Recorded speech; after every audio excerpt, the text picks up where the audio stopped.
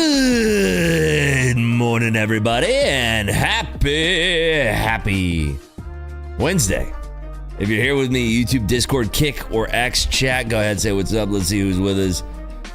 This morning, we have Chrono Ember, Yamaha Hockey, Shane Robinho, Jay Prowse, Cyrus Sovereign Pulse, Marty, Julius, Scott Martin, good morning, Paul Yoon, Punisher, Wee Man, Cranberry.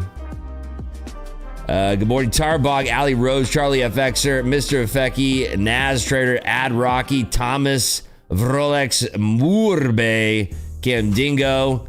Good morning to you, Trader Snow, Fast Money Formula, JT Cook, Tadas, Enoch. Tell me when to go.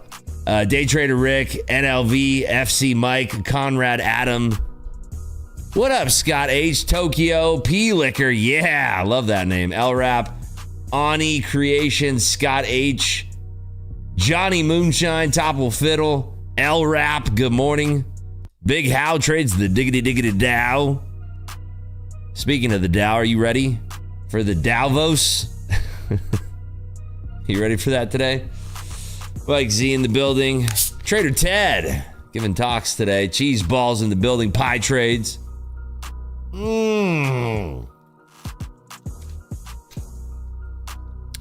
Wow, what happened overnight? Who kicked the NASDAQ? My God. By the way, for those of you who have been watching me for, I don't know, 2 years, 3 years? How long has it been? 4 years? I don't even know. How long have we been doing the streams? Do you guys remember the old, what was it? Was it green and red lines? Or was it blue and red lines? What color were the lines that we used to have on Ninja Trader? They're back. What color were these bad doggers? Blue and red? All right, I guess we'll make them blue and red then. Make those blue and red. Red and blue lines. Bang. Haha. Should we make them thicker? Try them. Bang. There we go. They're back. You remember those? They're back. Look at this though. Rip Scalper Pro. We can have hourly high and low, 2 hour high and low, or 30-minute, 15-minute, 10-minute, 5-minute, 1 minute. We're just gonna have on the hourly high and low right now. This thing is the nuts. Rips, you forgot to add the gold and silver and NQ on TradingView window, making sure you catch all trades. Oh, yeah. We're fine. We've got it all, baby. Got gold last night. Wow. What an opportunity. Silver got schmacked. Silver was crazy volatile. Silver's going right down. I guess we can get silver up in the bookmap jam over here. Bang. What's up, Alope Focus Chan Popusiak? I don't know what your name is. Popusiak. Is that Russian? Privyet.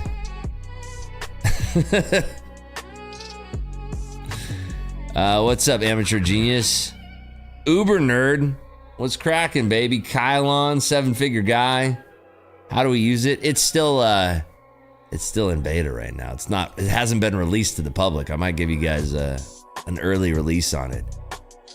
But right now we're just using it for hourly high and low right now.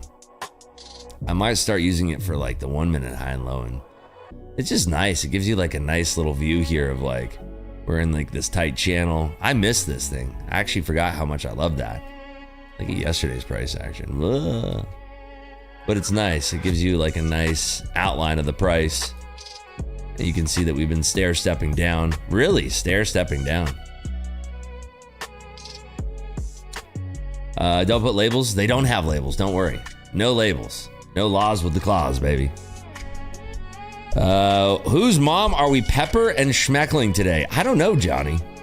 There's a long list of moms that need to be peppered and schmeckled. What do you think of the Trump effect will be today at Davos? It's going to be pretty insane. I think we're going to see a lot of volatility around it. It's supposed to kick off in 25 minutes, so hopefully we can have a little watch party. Hoping that we can. That'd be great. SW, what's good, baby? What'd you put beans on today? We need a beans emoji for you, bud. Are you a big beans guy over there?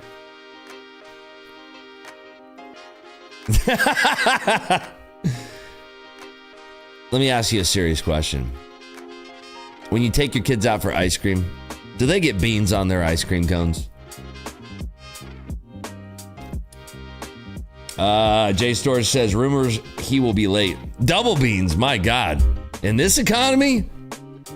With the little sausages? Sounds amazing. That's incredible. You're really, damn. In this economy right now, that's insane. That's unbelievable. No ice cream, just beans in a cone. The best. Dude, you guys both post the same gift. What's up, FPL? How we doing today? You staying active? So I traded all of my accounts last night during Globex.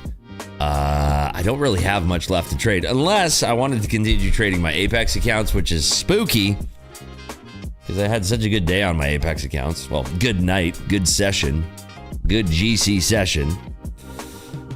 So I don't know what we trade. You know what I actually have that I haven't really talked about that I want to work on today. I got to look at the rules of these things though first. That's the only thing. I have an Alpha Futures 250K 0 accounts. So max loss is 2,000, max daily loss is 1,000. Minimum trading day is 1 day. You can get paid out every week. Huh. How does that work? They're 50K accounts. Profit target is 3,000. Max position is 3 contracts. So I can trade a total of 6 contracts if I'm copy trading 2 of these things. Has anybody ever traded on an Alpha Futures before? 2 days to pass? Wait, I have to pass these? The 0 plan I have to pass. Hold on. Are you for real? I have to pass those? The 0 plan? 0 is 1 day pass. Wait, I still have to pass them? I thought 0 plan was straight to funded. The DLL is tight like a tiger. I thought the 0 plan was... Is it not? I thought the 0 plan was straight to funded. What am I, retarded? Well, that's a fact. Let me see here. No activation fee. Okay. Oh, okay. I see. I'm in an evaluation. Okay. And you can hold through the news. No consistency. No max allocation. Oh, for evaluation. Okay, I see. I get it. I should always look at the rules first. Okay. There is news trading. I guess we're going to try it. Because I'm done with Apex, done with Lucid, done with my funded ticks, or not funded. Fuck, I don't want to say that. Tradeify. I saw FTD in here and I saw it's like funding ticks. Nope. Ah. Nope, not me, not this guy. They're not around anymore. Whoopsie. Points gamble, yeah. Oh shit, they're gone. All right, points gamble. Oh, dude, you know what we're doing today?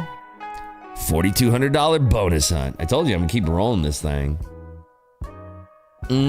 Okay, let's do 8:36. What time is it? Yeah, we got time. Do 5 minutes for this gamble.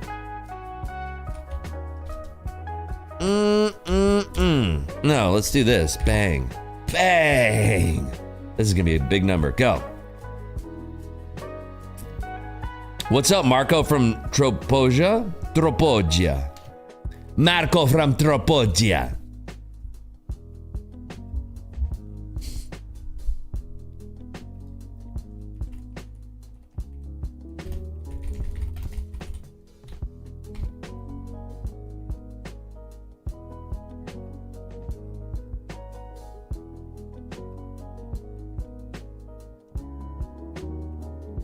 Avoid anything he touches. I will find you. And are you talking about Marco?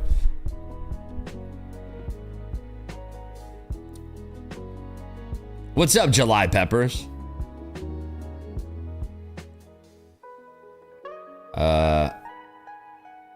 What's up? Hey, the Family Griffin. What's up, buddy? Good luck. That's isn't that from Taken? Good luck. The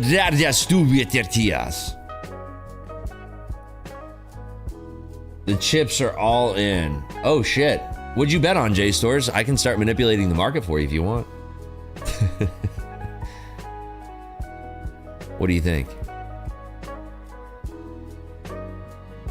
What do you say?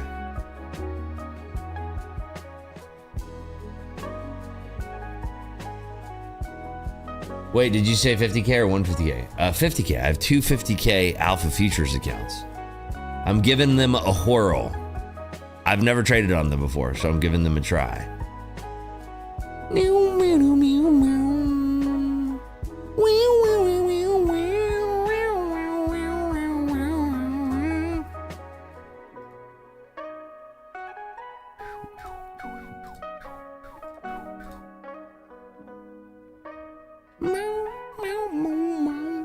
You've been watching too much Stranger Things. Anything you don't understand is just turns into Russian. I've never actually watched past the first season. I think the last time I watched Stranger Things was like 2017 or something. Was it that long ago? These, like when they were still kids, not like 30 years old pretending to be in elementary school. Max 3 cons in the eval can send, but then scaling activated on the funded. Got it.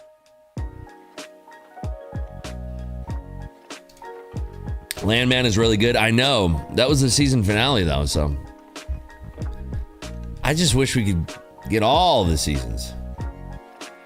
Need one of those DJ dubstep hoses hooked up to a speaker. What? Wait, what's a DJ dubstep hose? When I was growing up, dubstep hose were something else. Can't wait till the rug pulls that one also then. Which one? Check out the new Lucid Black account. I have, oh, you know what? Let me add those to the store right now. You know, sometimes I forget.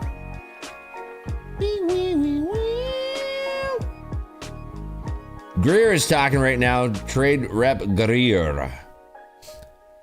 Wow, wow, wow, wow, wow.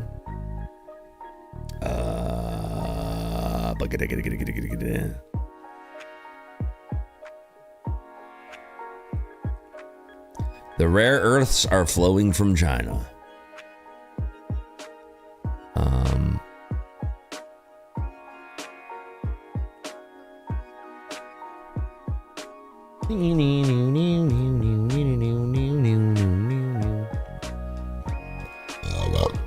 What is that noise? Who keeps doing that?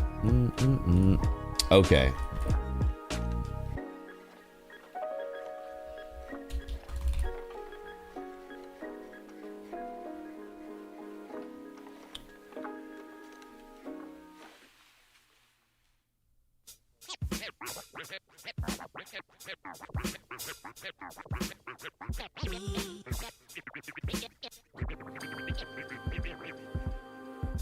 All right. Bang! It's been added. 50K Lucid Black eval is now in the Channel Points store. How about them apples, baby? I think that's correct. Hold on, let me just make sure that Jerome Powell's at the right price. I always gotta make sure, man. It's tricky, dude. Bing, bing, bing, bing.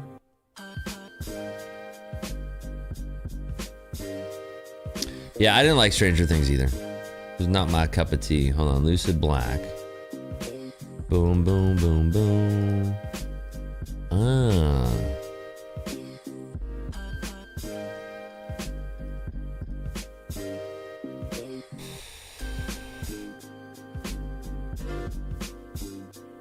Ooh, I see. There it goes. All right. Now it's good. The Channel Points store is updated. Bang. Bang. Looks good. What do you think of the movie The Rip? I liked it.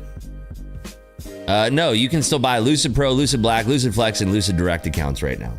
You can buy all 4 of them.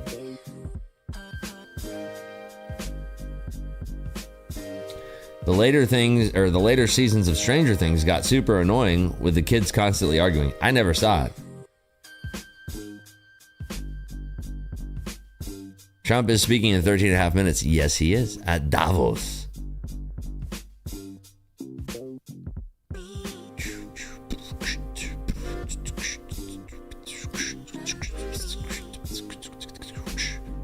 Those that tilt end up in the upside down. Was that a Stranger Things thing? Tremendous show? Damn. Well, if you said it, I believe you.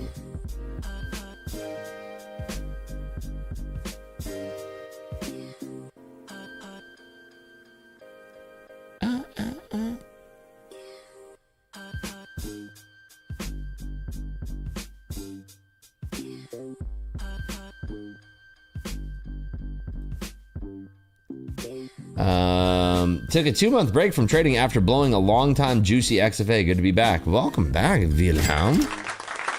Welcome back. Good to have you with us, brother.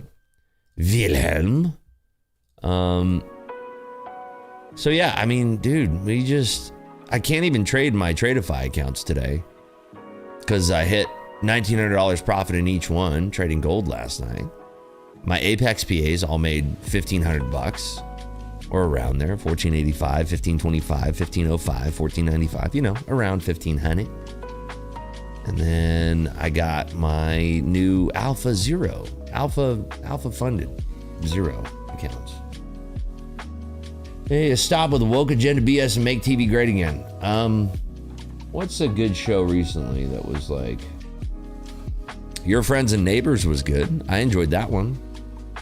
Did you manage to stick to not adding to losers on Apex? That's how they get you. I didn't have any losing trades last night. Actually, no, I did. I had one losing trade on Apex with when I was trading gold. I had one losing trade. Just the one.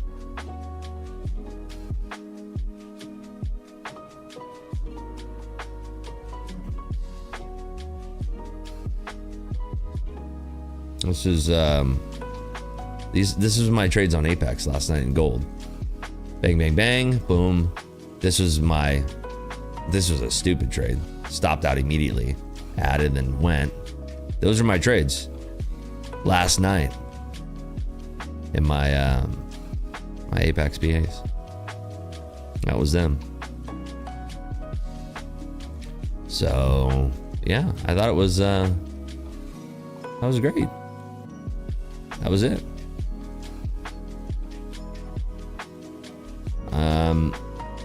So I'm trying. I would love to get these Apex PAs. Like, dude, when I can get these accounts, they're 50K accounts. So when I can get the balance to like 70K or even 60K, 65K, I'll feel like a lot less nervy trading them. You know what I mean? I'll be a lot less like, I don't know how to say it, but like just more calm. I'm pretty calm, especially when I'm not streaming. Like pretty calm trading. But there's still just like this, this boogeyman's always trying to chase you, which is weird. I don't know how to explain it. It's just weird. It's a boogeyman who's always trying to get you. Apex allows just one ad on losing trades. After that's a rule violation. Yeah.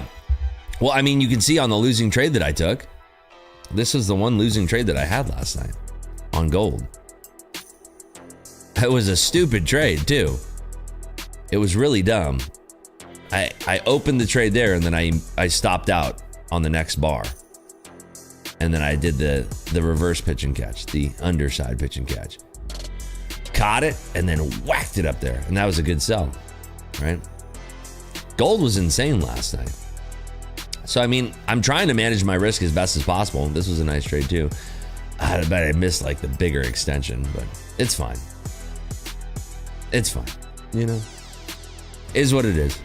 Just trying my best. Like, obviously, props are way different than trading real money and there's an adjustment, but I'm trying my best with what I got, you know? That's it. That's all I can do. Tam says, I'm excited to trade a personal account in the future, but learning and becoming profitable using props seems to be a good move, you think? Trade the hard way first, learn to lose. The rules are what's going to teach you the most. The daily loss limit, having your backup against this trailing drawdown in the Apex or in regular accounts that are not on Apex where you just have a non-trailing drawdown, end of day drawdown. That will teach you, believe it or not, that's going to Miyagi you to be a lot more chill, right? Here's the problem is, like, at least from what I've seen, people who get frustrated trading props, they don't really have any risk management. And so they will over leverage and just DCA into infinity and, you know, end up on the wrong side of a trade and then you're fucked. And the problem is that, like, there's no reset button on a personal account, right? Lee Trade says you must find it hard to trade prop firms when you have been killing it in the Percy. I'm still trading the Percy, I'm just not doing it on stream. That's the only difference between this year and last year. I'm still doing it, I'm just not streaming it because, as I've said multiple times this year so far on the stream, is that it didn't really do anything. I mean, there was a subset of people who enjoyed it, but at the end of the day, it didn't really do much for people, and it brought me a lot more negativity than positivity, which I never would have seen coming. If you ask me, I would have preferred to watch somebody trading a huge account. Personally, that's just me. But I can understand how there's much more value trading props together. So that's what we do on the stream now. Speaking of the stream, I have, per the suggestion of my team, come up with the possibility that, and y'all have to be honest with me if you think this is a good idea or not.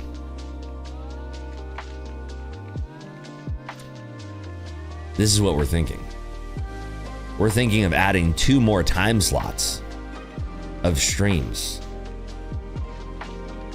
One of those time slots would be Power Hour, and the third time slot, oh, you ready for this shit? Globex.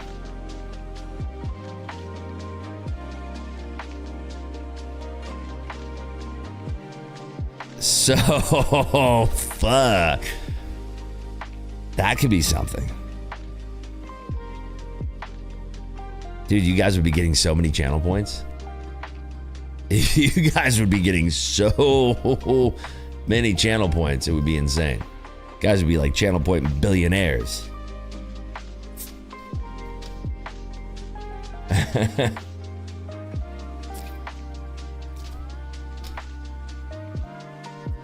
When do you sleep? Sleep is for the weak.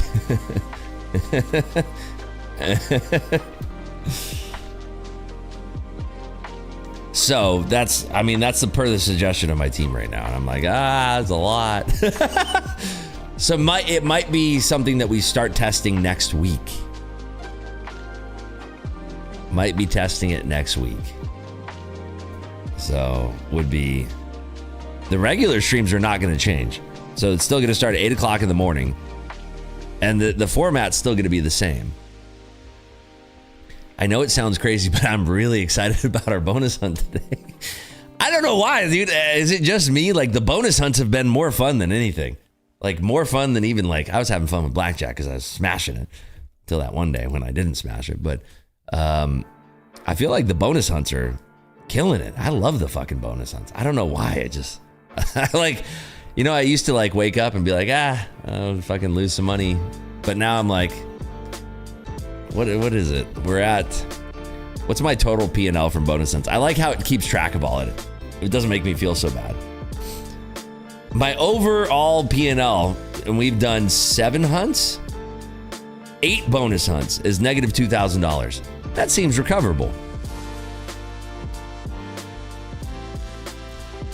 Just don't burn yourself out. Well, the thing is that I wouldn't be showing the Percy, and I'm trying to think, like, I don't want to open up that can of worms, but I would just be trading props on the stream. So if I'm only trading props on the stream, then it'll be chill. You know, it'll be chill. Don't know how it wasn't profitable yesterday. We lost $600 yesterday. Here, look, I can show you my stats that I'm looking at. Not that it actually matters, but this is, these are my stats right now. Why isn't it showing? Arr?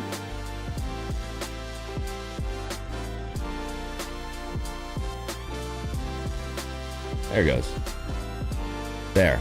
These are my stats. These are all the hunts that we've done. So, you know. Yesterday. We've had 2 profitable hunts. But yeah, we're going to be doing a $4,200 hunt today. Bang. I'm excited. That's weird. I get excited about the bonus hunts now. As a full-time trader for 7 years, I would say that trading prop is like swimming your pool and trading live with real money is like swimming in the ocean. I mean, they're just different. The good thing about props is like I can confidently say, like, you remember I traded on Top Step for basically 2 years straight. And then I did my live account last year, starting in January. And I'm just telling you, like, there would be times where I would be trading my Top Step live account with a 2K drawdown. I got a problem with size, right? Obviously, you guys have seen that already yesterday, last week. I have a problem with size because I started trading my own money. And like, it's really hard for me to be like, wow, I want to make $300 on this trade. And I get it. Like, you have to play in the rules and everything. But there'd be times in my Top Step live account with a 2K drawdown where I'd get stopped out at like $2,100 because the slippage and all that, $2,100, and it would go in my direction. And so, you know, you can call it over leveraging, but like just the way that I naturally trade, a lot of the times would be counterintuitive to how you're supposed to trade around the rules of props.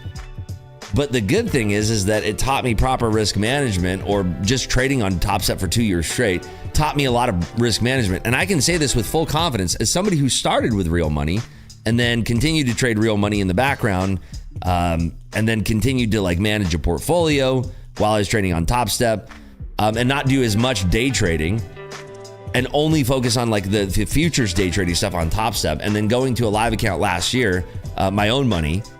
It actually, I will say, it helped me more than it hurt me. So if you're thinking about like props and you're like, man, it's so frustrated, I can't wait to get into a live account and all that, I'm just telling you from my own experience, I think that it really, truly did help me. So if you're feeling frustrated in your prop journey right now, just know over time, it is helpful. It will be helpful. I promise you. At least it was for me. So just be patient. Canadian data coming out and Trump might start speaking. Why does it say New York is open when it hasn't opened yet? I have my New York start time at 7 a.m. on mine. If you want to change it on yours, you can just scroll down and change what your New York session start time is. And this is, of course, the RIPS key levels indicator for free. I'm not going to stop you from changing your New York start time. HE. What is your favorite topping on a hot dog? The people want to know. I know you're managing a trade right now, but do you like sauerkraut or onions or both? I want beans on my hot dog. Canadian data is out. Nobody cares. What is the blue and the red line? We got our first real genuine question. It's the hourly high and low. All right, let's see if we can watch Trumpy doing the old Davos thing.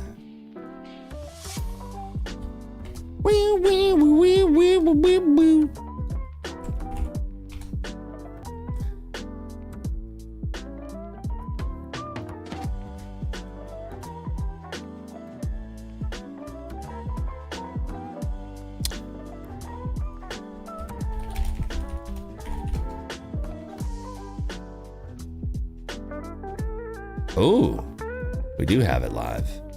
Oh, yes. Oh, yeah.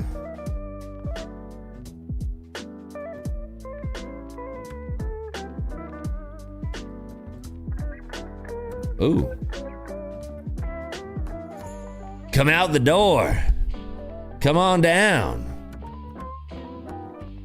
He's the door is being filmed right now. When that door opens, better watch the fuck out. What can we use our channel points for? Well, you know, you can play back alley poker games in New York with them. You can buy all sorts of Fortnite skins with them. Or if you'd like to, you could buy prop firm accounts with them. That's what most people do. Some people prefer the Fortnite skins. But me personally, I'm not a big Fortnite guy. Oh yeah, you can, if you save up enough, you can get a laptop. What's the back alley New York trading time? It's around 6:30.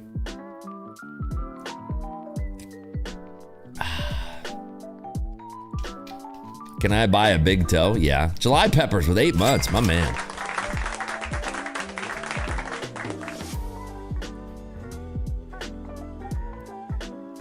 Is that Klaus Schlausenberger? That evil man? Is he in Davos right now? I remember he cashed out 700,000 once and drove it to 2 million by the end of the year. Only in Percy. There it is. Ding ding ding ding ding boo boo boo boo boo doo doo doo. I'm new. How do you get points? Just by watching and chatting. That's it. It's pretty easy. Let's go over and watch some book map. I'm gonna bring up my alpha. There we go. There's my alpha. My alpha. There we go. Got the group selected. Always remember to make sure your chat group or your chat groups, your what are they called? Trading groups are selected. So how we use points to get accounts in the channel point store. You go crazy, go hog wild spending them. We got 3 more minutes until the channel points are going to pay out, and then there's going to be another gamble, so you can gamble those channel points. Yo, Big Map. Big Mac for 1 month? My man. There he is. What's up, Cloudsy? How are you? Yeah, I see that block of 490 contracts. Let's see what happens if we give them a little tickle. Meanwhile, over in Davos, look at that. Why can't I ever get this like there, right there? Yeah, that's the good shit. Do do do do. Right. Yeah.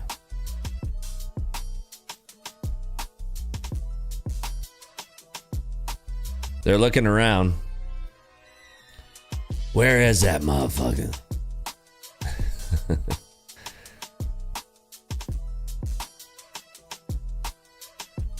Are we live on Kick as well? Yes, sir. You know it. Oi, oi, bro. What's up? Liam from UK here. What part? What part of the UK are you from? What's up, Casparis? How is it happening? Very carefully, usually. Trump speech at Davos right now. Yeah, they're. I mean, dude, we're on pins and needles right now. Pins and needles. Waiting for Essex. Nice.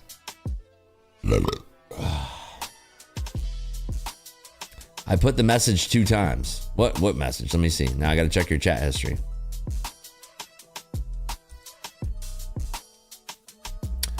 Apex sucks. Failed 15 accounts with their shitty rules and high discounts. Then I got my first payout in my very first top 1 trader account. Why Apex? I don't know, man. Everybody can trade whatever they want. That's the best part about a free market. But thank you for your message, though. You saved everybody. Thanks to you. But what you won't save are the people who are getting huge payouts from Apex. Just because you don't like the rules doesn't mean other people might not like them. You know what I mean? Remember taking that pot off Ivy? Yeah, that huge pot. What was it, like 6 or 7 grand? Trump's speech is in 2 hours? What? Huh? Are you shitting me? Why do I have him speaking now?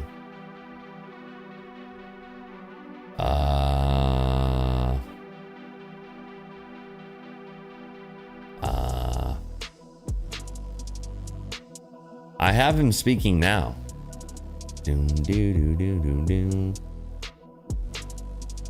Yeah, I have him speaking now. Said 8:30 on Forex Factory, which is 6 minutes ago. 6 minutes prior. Randy says, I love Apex. Nice. Rozzy says, I got 285,000 from Apex, just letting everyone know because I follow the rules. Learn to follow the rules and you won't be such a baby. Ooh, shots fired. Headshot. Well, who's the guy who's, wait, let's hear your clap back to that one. What was your guys, what's this fucking crybaby? What was your name? I forget what your name was in here. What was your name? The guy who's bitching and moaning. You are correct. He'll be there any minute. Minutes or an hour or so.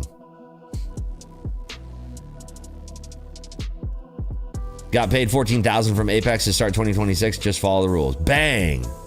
Bang. Hey, Rips, how are the prop accounts? Just got on. Not sure if you already went over that. Pretty much everything is all green except for Alpha Futures, which we have not traded on yet. But we are griggity green, baby. Mega super ultra green, baby. Meeting just started and Trump will be on soon. I wish we had a live feed of it. Hold on. Cutting to the live feed here. We got, yep, the door is still closed. Hold on. Okay, yeah, Jerome Powell said shut the fucking door. Okay. Got paid $90,000 from Apex. Wow, there you go. Bro, Hooker in Davos is #1 in the world. How do you know that? Rips, are you open to letting us know how to get my bookmap like your Dom or ladder? I mean, you just have to right click and go to settings and change the settings to whatever you like. My settings suck. Trump is out? Hold on. Breaking news. No, he's not. Wait, now he is. Wait, what the fuck? What news feed? Guys, what are we watching? He's taking the stage? What the fuck? Hold on. Why do I have a door? God, there he is. Okay, wait, hold on. How do we get the sound? Shit. We need the sound. Hold on. I got this. Bear with me. We got this. Go. Oh, it's always so fucking quiet. Okay, hold on. Nope. He's walking. Hold on. Here we go. There he is. Well, thank you very much. There he is. It's great to be back in beautiful Davos, Switzerland. Tremendous. So many respected business leaders, so many friends, few enemies. Ooh. Headshot. Yes, it's got him. I will say that. I've come to this year's World Economic Forum with truly phenomenal news from America. Yesterday marked the 1-year anniversary of my inauguration, and today, after 12 months back in the White House, our Is that better? economy is booming, growth is exploding, productivity. Do we like it like that? Investment is soaring, incomes are rising, inflation has been defeated, our previously open and dangerous border is closed and virtually impenetrable. Volume needs to be higher? And the United States is in the midst of the fastest and most dramatic economic turnaround in our country's history. Under the Biden administration, America was plagued by the nightmare of stagflation, meaning low growth and high inflation, a recipe for misery, failure, and decline. But now, after 1 year of my policies, we're witnessing the opposite. There's no inflation and extraordinary high economic Give it a rap god, Trump. There we go. We're caught up. Has ever seen before. Over the past 3 months, core inflation has been just 1.6%. Meanwhile, fourth quarter growth is projected to be 5.4%, far greater than anybody other than myself and a few others had predicted. Since the election, the stock market has set 52 all-time high records, So that's in 1 year, 52 records. 52 weeks is 1 year? Hold on. Retirement accounts, 401ks, and people's He might be right. savings. People are doing very well. They're very happy with me. Since my inauguration, we've lifted more than 1.2 million people off of food stamps, and after 4 years in which Biden secured less than $1 trillion of new investment in our country. Think of that, 1 trillion, substantially less than that. In 4 years, we've secured commitments for a record-breaking $18 trillion, and we think when the final... okay, Channel Points gambles are getting paid out for the unders. We're going to do another one right now. That's never been done by any country Back to Trump. at any time, not even close. Just over 1 year ago, under the radical left Democrats, we were a dead country. Now we are the hottest country anywhere in the world. In fact, the United States economy is on pace to grow at double the rate that was projected by the IMF just last April. And with my growth and tariff policies, it should be much higher. I really believe we can be much higher than that. And this is all great news, and it's great for all nations. The USA is the economic engine on the planet, and when America booms, the entire world booms. It's been the history. When it goes bad, it goes bad. You all follow us down, and you follow us up, and we're at a point that I don't believe we've ever been. I never thought we could do it this quickly. My biggest surprise is I thought it would take more than a year. Another maybe one. like a year and 1 month. Another one. But it's happened very quickly. This afternoon, I want to discuss how we have achieved this economic miracle, how we intend to raise living standards for our citizens to levels never seen before, and perhaps how you too and the places where you come from can do much better by following what we're doing, because certain places in Europe are not even recognizable, frankly, anymore. They're not recognizable. And we can argue about it, but there's no argument. Friends come back from different places. I don't want to insult anybody and say I don't recognize it. And that's not in a positive way, it's in a very negative way. And I love Europe, and I want to see Europe go good, but it's not heading in the right direction. In recent decades, it became conventional wisdom in Washington and European capitals that the only way to grow a modern Western economy was through ever-increasing government spending, unchecked mass migration, and endless foreign imports. The consensus was that so-called dirty jobs and heavy industry should be sent elsewhere, that affordable energy should be replaced by the Green New Scam, and that countries could be propped up by importing new and entirely different populations from faraway lands. This was the path that Sleepy Joe Biden administration and many other Western governments very foolishly followed, turning their backs on everything that makes nations rich and powerful and strong. And there's so much potential in so many nations. The result was record budget and trade deficits and a growing sovereign deficit driven by the largest wave of mass migration in human history. We've never seen anything like it. Quite frankly, many parts of our world are being destroyed before our very eyes, and the leaders don't even understand what's happening. And the ones that do understand aren't doing anything about it. Virtually all of the so-called experts predicted my plans to end this failed model would trigger a global recession and runaway inflation. Whew. Almost lost him there. Wrong. It's actually just the opposite. In 1 year, our agenda has produced a transformation like America has not seen in over 100 years. Instead of closing down energy plants, we're opening them up. Instead of building ineffective, money-losing windmills, we're taking them down and not approving any. Instead of empowering bureaucrats, we're firing them, and they're going out and getting jobs in the private sector for 2 and 3 times what they were making in government. That's what we call so a they sack started lunch. off hating me when we fired them, and now they love me.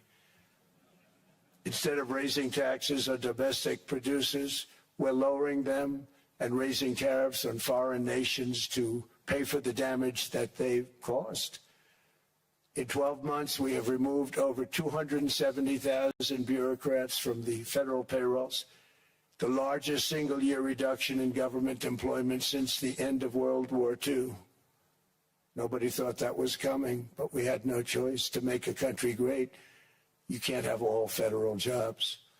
We've cut federal spending by $100 billion and slashed the federal budget deficit by 27% in the single year. It's going to go down quite a bit more from that, driving inflation way down from the record highs of the Biden administration. Every month they went up and up and up. I promised to cut 10 old regulations for every single new regulation, but instead I've cut, actually till this point, 129 regulations for every one new regulation approved. So every time heating up. They come in with a new regulation, we do at least 10, but so far it's averaging out to 129, if you can believe it. In July, we passed the largest tax cuts in American history, including no tax on tips, no tax on overtime, no tax on Social Security for our great seniors. Nope. We also provided 100% expensing. That's the one they like. And bonus depreciation for all new equipment and capital investments to help companies expand and shift production to America. They are so in love with it. They build a plant, they're able to deduct it immediately, the whole thing, rather than waiting 38 to 41 years in the old days. This is a miracle taking place. Nobody thought it would ever be done by any country, but it's done by us. It was what made my first term the most successful 4-year term that we've ever had from a financial standpoint. And now we've upped it. This is a 10-year program, not a 1-year program. But you're allowed to deduct everything in 1 year. It used to be 38 to 41 years. From downtown! With tariffs, we've radically reduced our ballooning trade deficit, which was the largest in world history. We were losing more than $1 trillion every single year, and it was just wasted. It was going to waste. But in 1 year, I slashed our monthly trade deficit by a staggering 77%, and all of this with no inflation. Something everyone said could not be done. There were a couple of brilliant people that actually thought I was doing the right thing. I thought I was doing the right thing. Now they all think I'm doing the right thing because they can't believe the numbers. American exports are now up by more than $150 billion. Domestic steel production is up by 300,000 tons a month, and it's doubling over the next 4 months. It's doubling and tripling, and we have steel plants being built all over the country. Nobody thought they'd see that. Factory construction is up by 41%, and that number is really going to skyrocket right now because that's during a process that they're putting in to get their approvals, and we've given very, very quick, fast approvals. In the process, we've made historic trade deals with partners covering 40% of all U.S. trade. Some of the greatest companies and countries in the world. We have countries as our partner, too. The European nations, Japan, South Korea. They're our partners. They've gone into massive deals with us, especially on oil and gas. And these agreements raise growth and cause stock markets to boom, not only in the U.S., but virtually every country that came to make a deal, because, as you've learned, when the United States goes up, you follow. It's really Emotional damage. In America, I've stopped the nation-wrecking energy policies that drive up prices while sending jobs and factories to the world's worst polluters. They are indeed polluters. Under Sleepy Joe Biden, new domestic oil and gas leases fell by 95%. Think of that. And they wonder, why was gasoline going up so fast? The gasoline actually topped $5 a gallon, and some places $7 a gallon, and more than 100 major power plants were violently shut down by incompetent people that had no idea what the hell they were doing. Under my leadership, U.S. natural gas production is at an all-time high by far. U.S. oil production is up by 730,000 barrels a day, and last week we picked up 50 million barrels from Venezuela alone. Venezuela has been an amazing place for so many years, but then they went bad with their policies. 20 years ago it was a great country, and now it's got problems, but we're helping them. And those 50 million barrels, we're going to be splitting up with them, and they'll be making more money. They've made it a long time. Venezuela is going to do fantastically well. We appreciate all of the cooperation we've been giving. We've been giving great cooperation. Once the attack ended, and they said, let's make a deal. Bruh. More people should do that. But Venezuela is going to make more money in the next 6 months than they've made in the last 20 years. Every major oil company is coming in with us. It's amazing. It's a beautiful thing to see. The leadership of the country has been very good. They've been very, very smart. The price of gasoline is now below $2.50. Companies coming in with us. It's amazing. It's a beautiful thing to see. What? The leadership of the country has What been happened? Very good. They've been very, very smart. The price of gasoline is now below $2.50 a gallon in many states, $2.30 a gallon in most states. Then we'll soon be averaging less than $2 a gallon. In many places, it's already down even lower, $1.95 a gallon. Numerous states are at $1.99, numbers that nobody has heard for years. Actually, since my last administration, we got it down to around those numbers. I've signed an order directing and approval of many new nuclear reactors. We're going heavy into nuclear. I was not a big fan because I didn't like the risk, the danger, but they have the progress they've made with nuclear is unbelievable, and the safety progress they've made is incredible. We're very much into the world of nuclear energy, and we can have it now at good prices and very, very safe. And we're leading the world in AI by a lot. We're leading China by a lot. I think President Xi respects what we've done, in part because I've allowed these big companies building these massive buildings to build their own electric capacity. They're building their own power plants, which when added up is more than any country anywhere in the world is doing. I read recently an article in the Wall Street Journal that China's creating so much energy, and they are. I got to hand it to them. But we're creating as much or more, and we're letting them do that. I'm very proud of it. It was my idea. I said, you can't create this much energy. We needed more than double the energy currently in the country just to take care of the AI plants. And I said, we can't do that. We have an old grid system. And I came up with the idea, you know, you people are brilliant. You have a lot of money.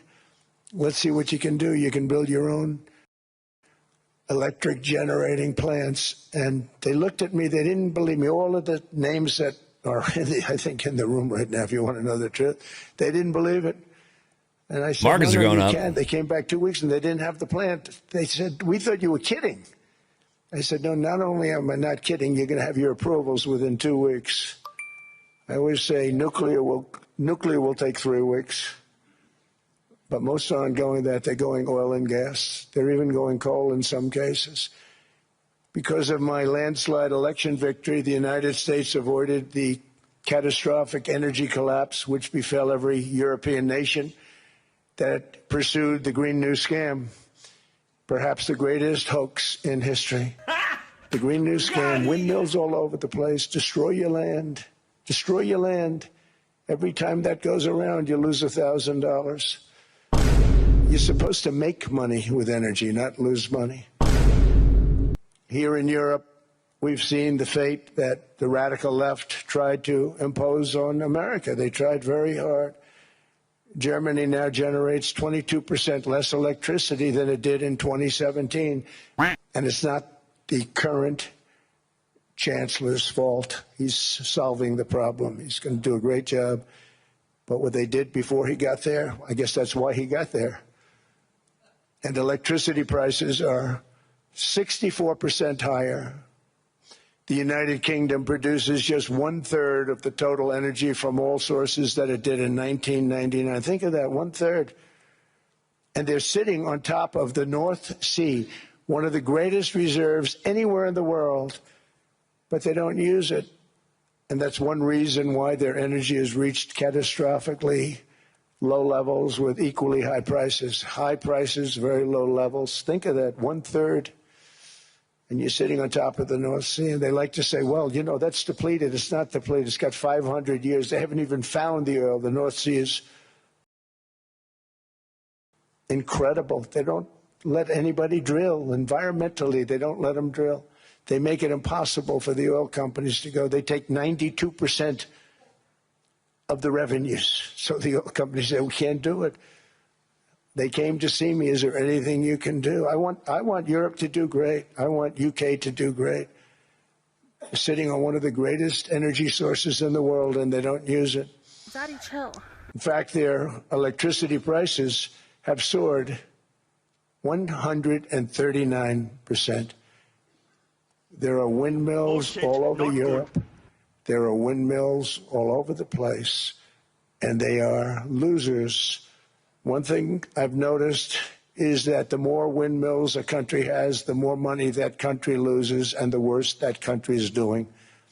China makes almost all of the windmills, and yet I haven't been able to find any wind farms in China. Did you ever think of that? It's a good way of looking at it. They're smart. China's very smart. They make them, they sell them for a fortune. They sell them to the stupid people that buy them, but they don't use them themselves. They put up a couple of big wind farms, but they don't use them. They just put them up to show people what they could look like. They don't spin. They don't do anything. They use a thing called coal, mostly. But China goes with the coal. They go with oil and gas.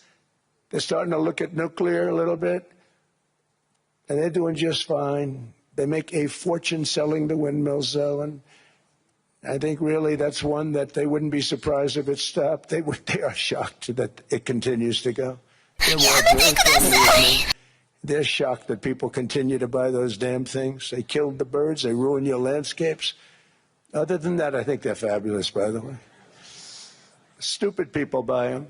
The consequences of such destructive policies have been stark, including lower economic growth, lower standards of living, lower birth rates, more socially disruptive migration, more vulnerability to hostile foreign adversaries, and much, much smaller militaries.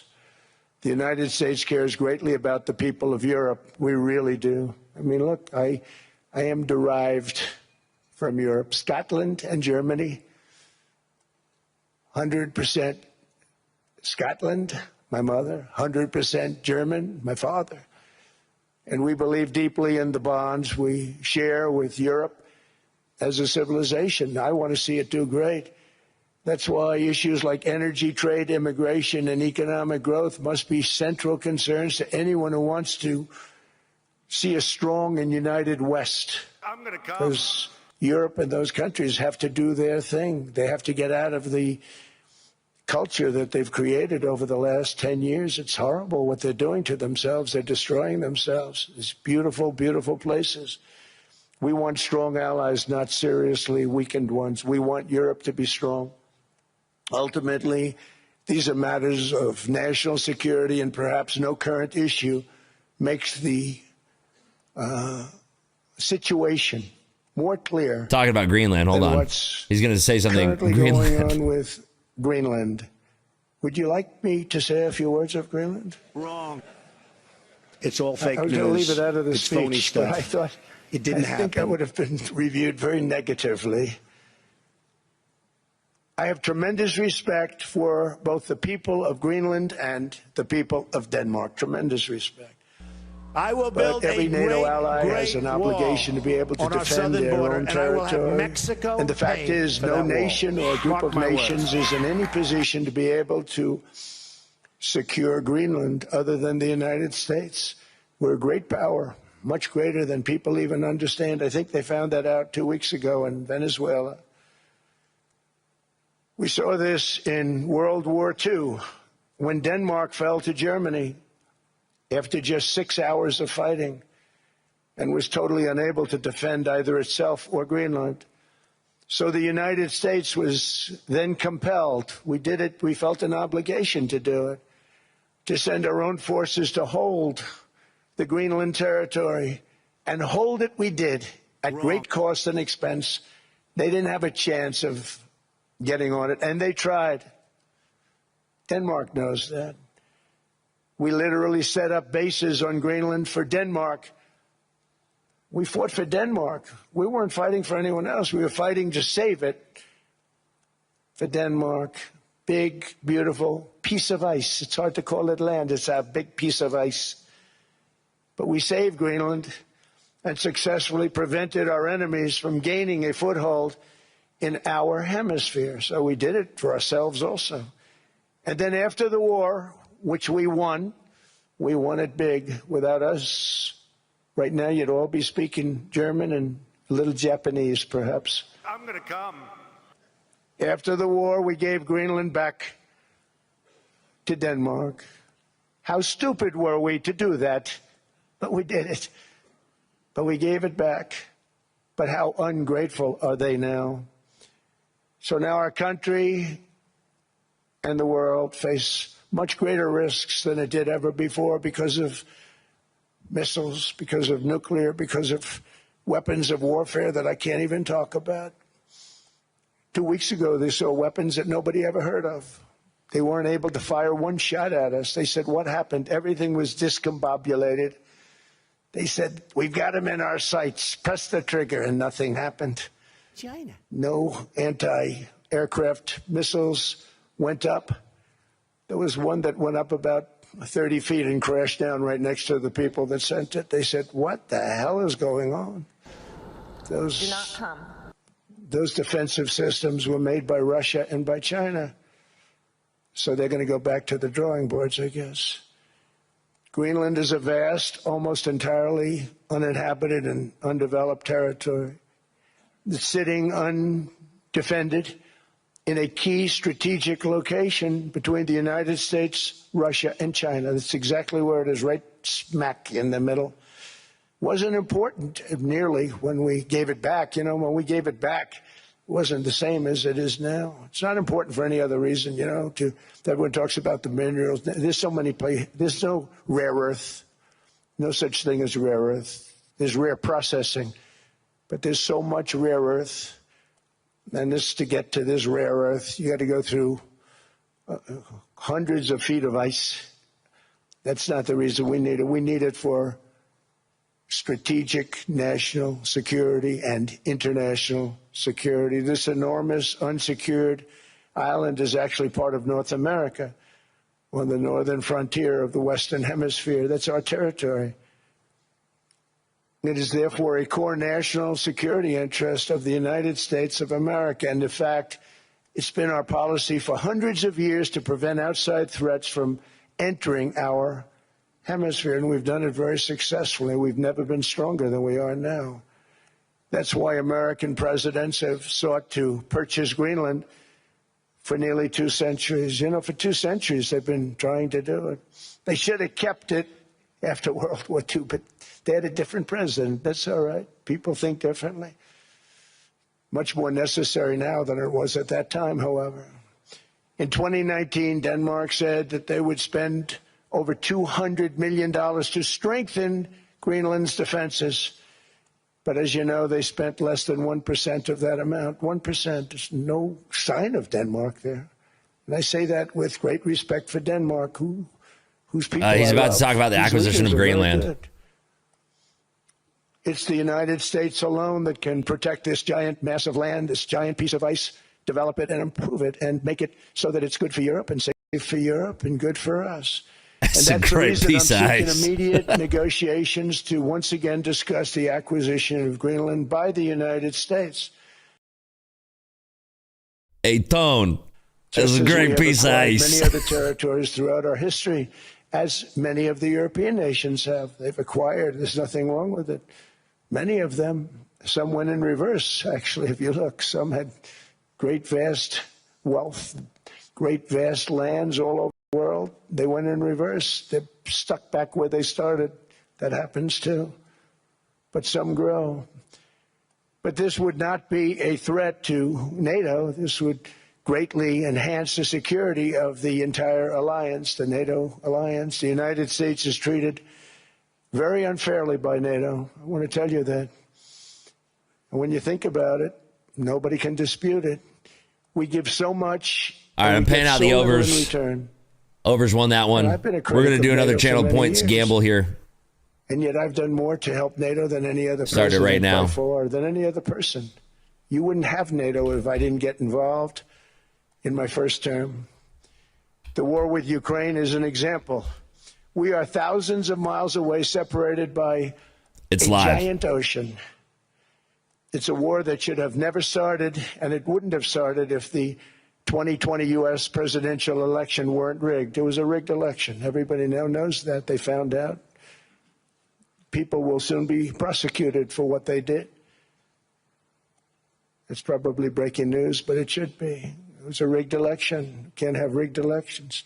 You need strong borders, strong elections, and ideally a good press. I always say it. Strong borders, strong elections, free, fair elections, and a fair media. The media is terrible. It's very crooked. It's very biased, terrible. But someday it'll straighten out because it's losing all credibility. Think of it. When I went in a landslide, a giant landslide, won all 7 swing states, won the popular vote, won everything, and I only get negative press. That means that it has no credibility. And if they're going to get credibility, they're going to have to be fair. So you need a fair press. But you also need those other elements. And I inherited a terrible, terrible situation. If you look, the border was open.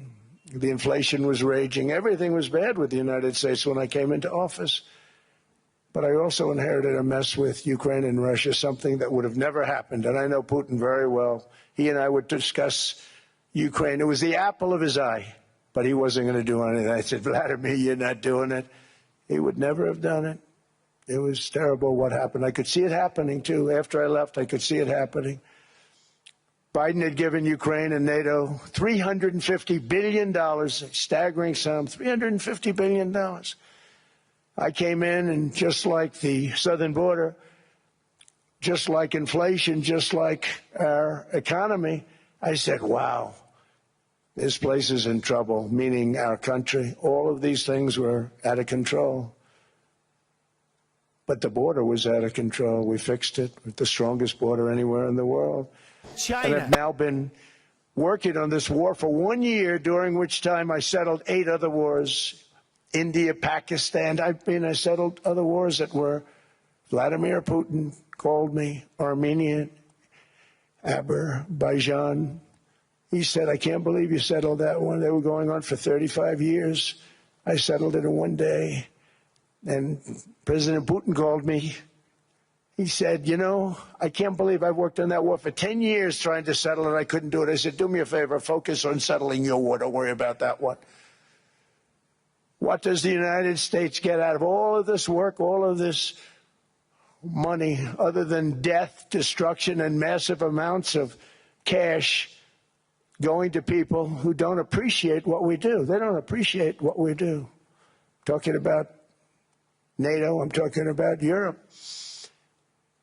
They have to work on Ukraine. We don't. The United States is very far away. We have a big, beautiful ocean separating us. We have nothing to do with it. Wrong. Until I came along, NATO was only supposed to pay 2% of GDP. But they weren't paying. Most of the countries weren't paying anything. The United States was paying for virtually 100% of NATO. And I got that stopped. I said, that's not fair. But then, more importantly, I got NATO to pay 5%, and now they were paying, and now they are paying. So something nobody said was possible. They said, we will never go up higher than 2%. But they went to 5%, and now they're paying the 5%. They didn't pay the 2%, and now they're paying the 5%. And they're stronger for it, and they have an excellent, by the way, Secretary General, who's possibly in the room. Mark, are you here? Wrong. Yes, he's here. Hello, Mark.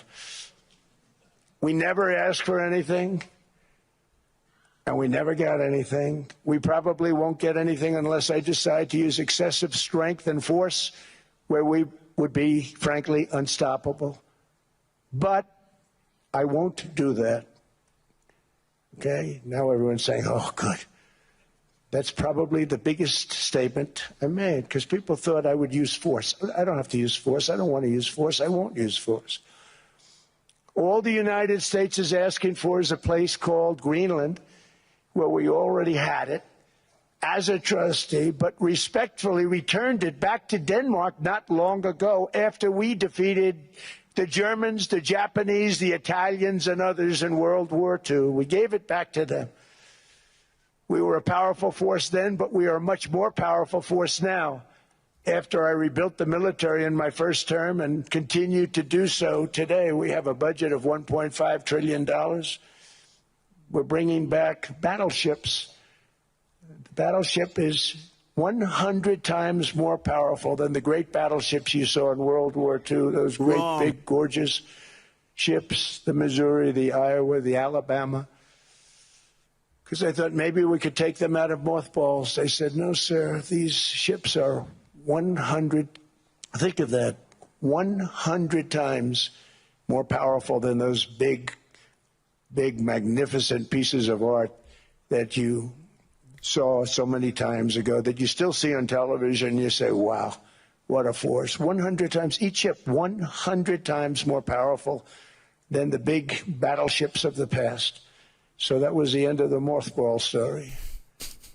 So what we have gotten out of NATO is nothing except to protect Europe from the Soviet Union and now Russia. I mean, we've helped them for so many years. We've never gotten anything, except we pay for NATO. And we paid for many years until I came along. We paid for, in my opinion, 100% of NATO because they weren't paying their bills. And all we're asking for is to get Greenland, including right title and ownership, because you need the ownership to defend it. You can't defend it on a lease. Number one, legally it's not defensible that way, totally.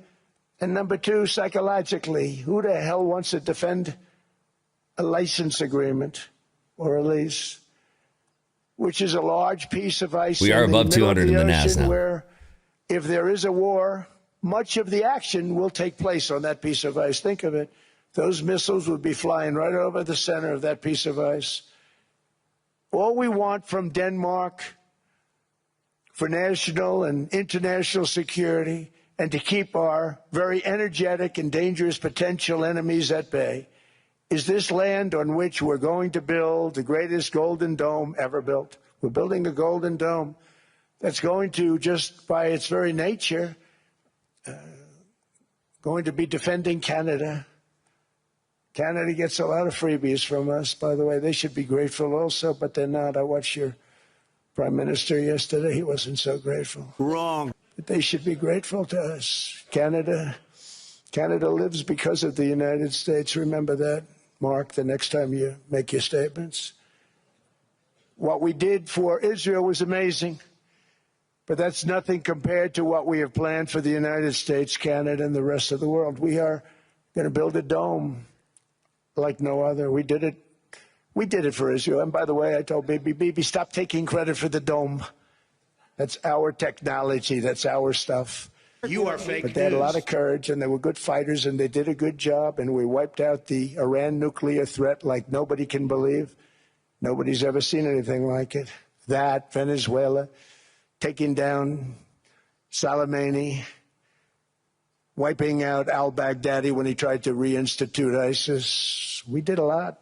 I did a lot of big things, all perfectly executed. Everyone was perfectly executed. Somebody told me that, a military expert told me, sir, everything you've done has been perfectly executed. I said, I know. So other presidents have spent, whether foolishly or not, trillions and trillions of dollars on NATO and gotten absolutely nothing in return. We've never asked for anything. It's always a one-way street. Now they want us to help them with Ukraine.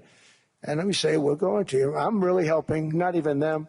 I want to see, last week, if you saw, it was 10,000 soldiers, but last month it was 31,000 soldiers died. 31,000. That's this room times The number of people in this room times 30. Think of it. 30,000 soldiers died in 1 month. The month before it was 27,000. The month before that it was 28,000. The month before that it was 25,000. It's a bloodbath over there. And that's what I want to stop. It doesn't help the United States, but these are souls. These are young people. Look like you, look like some of you right in the front row. They go to war, their parents are so proud. Oh, there he goes, comes back. 2 weeks later, they get a call, your son's head's been blown off. I want to stop it. It's a horrible war. It's the worst since World War II. They keep going, they'll exceed World War II. The numbers are staggering, how many people they've lost. They don't want to talk about it. Ukraine and Russia lost just tremendous amounts. And I'm dealing with President Putin, and he wants to make a deal, I believe. I'm dealing with President Zelensky, and I think he wants to make a deal. I'm meeting him today. He might be in the audience right now. But they got to get that war stopped because too many people are dying, needlessly dying. Too many souls are being lost. It's the only reason I'm interested in doing it. But in doing it, I'm helping Europe, I'm helping NATO, and I've until the last few days when I told them about Iceland, they loved me. They called me daddy, right, last time. A very smart man said, he's our daddy. He's running it. I was like running it. I went from running it to being a terrible human being.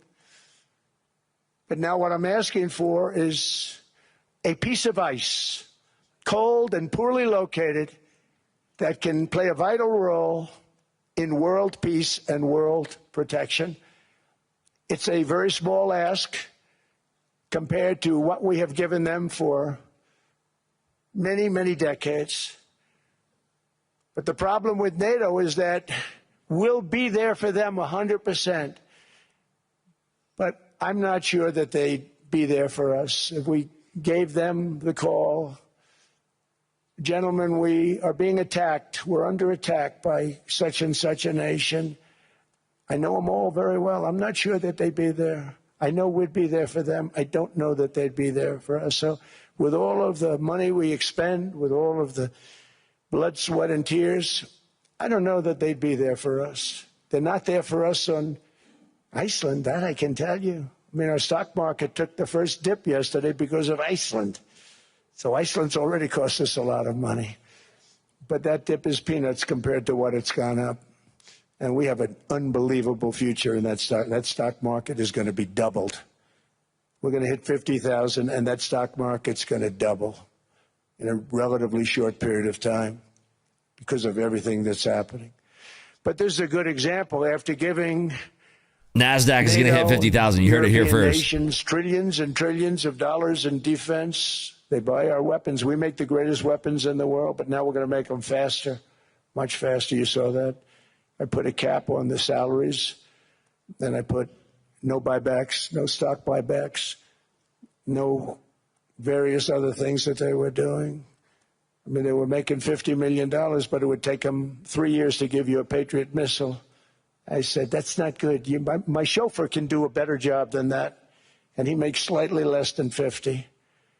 They make big salaries. If they're going to make those big salaries, they're going to have to produce a lot faster. The good news is we have the greatest equipment in the world. Now we're going to start making it a lot faster. They're going to build additional plants.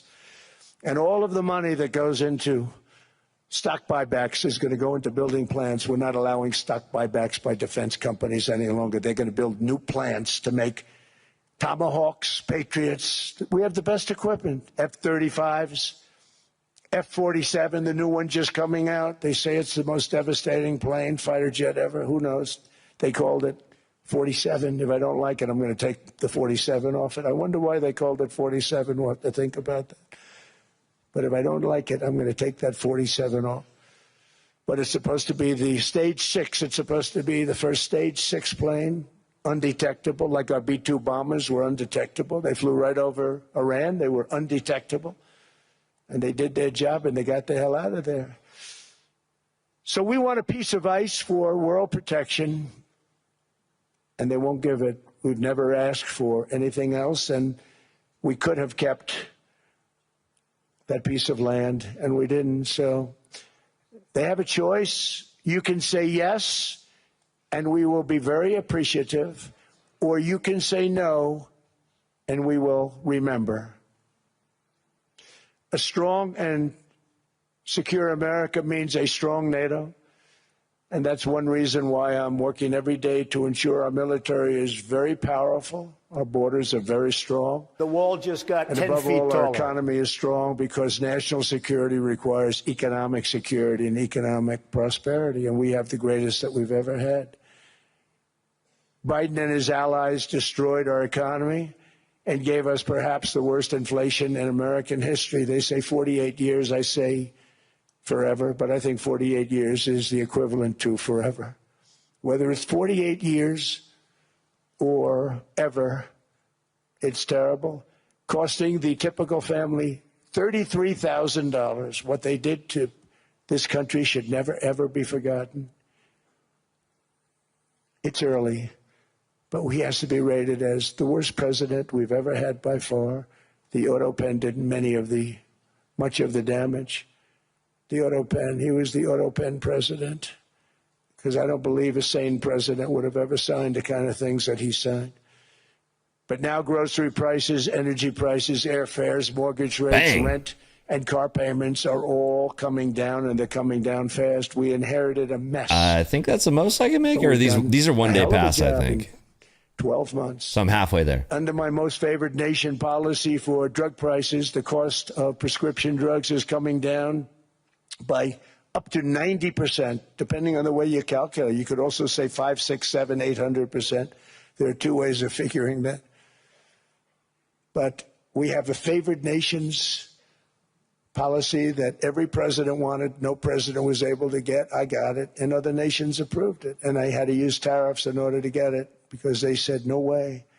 In other words, a pill that costs 10% in London costs $130. Think it costs $10 in London, costs $130 in New York or in Los Angeles. And I'd say, boy, that's bad. Friends of mine would say, you know, we go to London, you can buy the stuff for nothing. We go all over the world, we could buy it for nothing. Because basically America was subsidizing every nation in the world. Because presidents allowed them to get away with it. It became very tough. So when I called up Emmanuel Macron, I watched him yesterday with those beautiful sunglasses. What the hell happened? But I watched him sort of be tough. Grab him by the But he was at $10 for a pill. And I said, Emmanuel, and I have all the big pharmaceutical companies are in total agreement. It wasn't easy, by the way. They're tough, smart. They've been getting away with the scam for a long time. But they gave it up. But they said, you'll never get the countries to approve it. I said, why is that? Because they won't. They always said, we're not paying any more. Get the rest for the United States. So over the years, they stayed the same. We just went up, up, up. And I mean, we would pay 13, 14, 15 times more than some certain countries would. So I said, no, they'll approve it 100%. Sir, you'll never get them to approve it. I said, I guarantee you. But I actually started with Emmanuel, who probably is in the room too. And I like him. I actually like him. Hard to believe, isn't it? Wrong. And I said, Emmanuel, you're going to have to lift the price of that pill to $20, maybe $30. Think of that. That means it's a doubling of prescription drugs. Might be a tripling, might be a quadrupling. It's not easy. No, no, no, Donald, I will not do that. I said, yes, you will, 100%. He said, no, no, no. You're asking me to double. I said, Emmanuel, you've been taking advantage of the United States for 30 years with prescription drugs. Stop You it. really should do it, and you will do it. I have no doubt. In fact, I am 100% sure you're going to. No, no, no, I will not do it. Because, yes, in all fairness to him, he has to double or triple. Because the world being a bigger place than the United States, it's not that you meet in the middle. You just have to go up some, and we come down a lot. They go up a little, we come down a lot. So we're at $130. They're at 10. So they may have to go to 20 or 30. No more than that. I said, Emmanuel, you're going to be doubling or tripling. No, no, no. I said, here's the story, Emmanuel. The answer is you're going to do it. You're going to do it fast. And if you don't, I'm putting a 25% tariff on everything that you sell into the United States and a 100% tariff on your wines and champagnes. And that's about 10 times more than what I'm requesting. I'm going to come. And you're going to do it. I don't want to go public with it, but you may make me do that. No, no, Donald, I will do it. I will do it. It took me, on average, 3 minutes a country saying the same thing. You will do it. They all said, no, no, no, I will not do it. Because you'd be You're in jail. asking me to double the cost of prescription. I said, that's right, because you've been screwing us for 30 years. I don't give a damn. And they said, we will not do it. I said, that's all right. On Monday morning, we're putting a 25, 30, 50. I gave different numbers for different countries. This is also national security we're talking about. Not fair. We're not going to subsidize the whole world.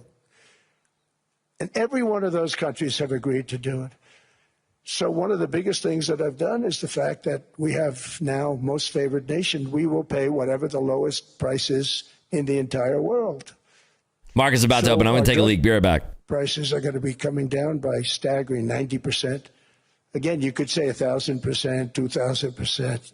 Depends on the way you want to figure it, but we'll go with the way the fake news likes it better because it sounds, can you imagine a 90% reduction sounds much worse. But drug prices are going to be coming down tremendously in all the nations, and I appreciate them doing it, but they did it. In all fairness, without tariffs, I wouldn't have been able to get it done. After declining $3,000 under Biden, real incomes are up in the United States by $2,000, $3,000, and even $5,000 and more. Home ownership has always been a symbol of health and vigor of American society, but that goal fell out of reach for millions and millions of people in the Biden era because interest rates went up so high. Today, I'm taking action to bring back this bedrock of the American dream. In recent years, Wall Street giants and institutional investment firms, many of you are here, many of you are good friends of mine, many of you are supporters. Sorry to do this, Joe. I'm so sorry. But you've driven up we're inside housing 2 minutes. prices 2 by minutes. purchasing hundreds of thousands of single-family homes, and it's been a great investment for them. Often as much as 10% of houses on the market. You know, the crazy thing is a person can't get depreciation on a house, but when a corporation buys it, they get depreciation. Okay, that's something we're going to have to think about, too. I don't know if too many people think about that. You buy a corporation, they buy 500 houses. They buy hundreds of thousands. They buy 500 houses. They can take depreciation. A person sweats and works and buys one house. They can't. But homes are built for people, not for corporations, and America will not become a nation of renters. We're not going to do that. That's why I have signed an executive order banning large institutional investors from buying single-family homes. It's just not fair to the public. They're not 30 seconds. They're not able to buy a house.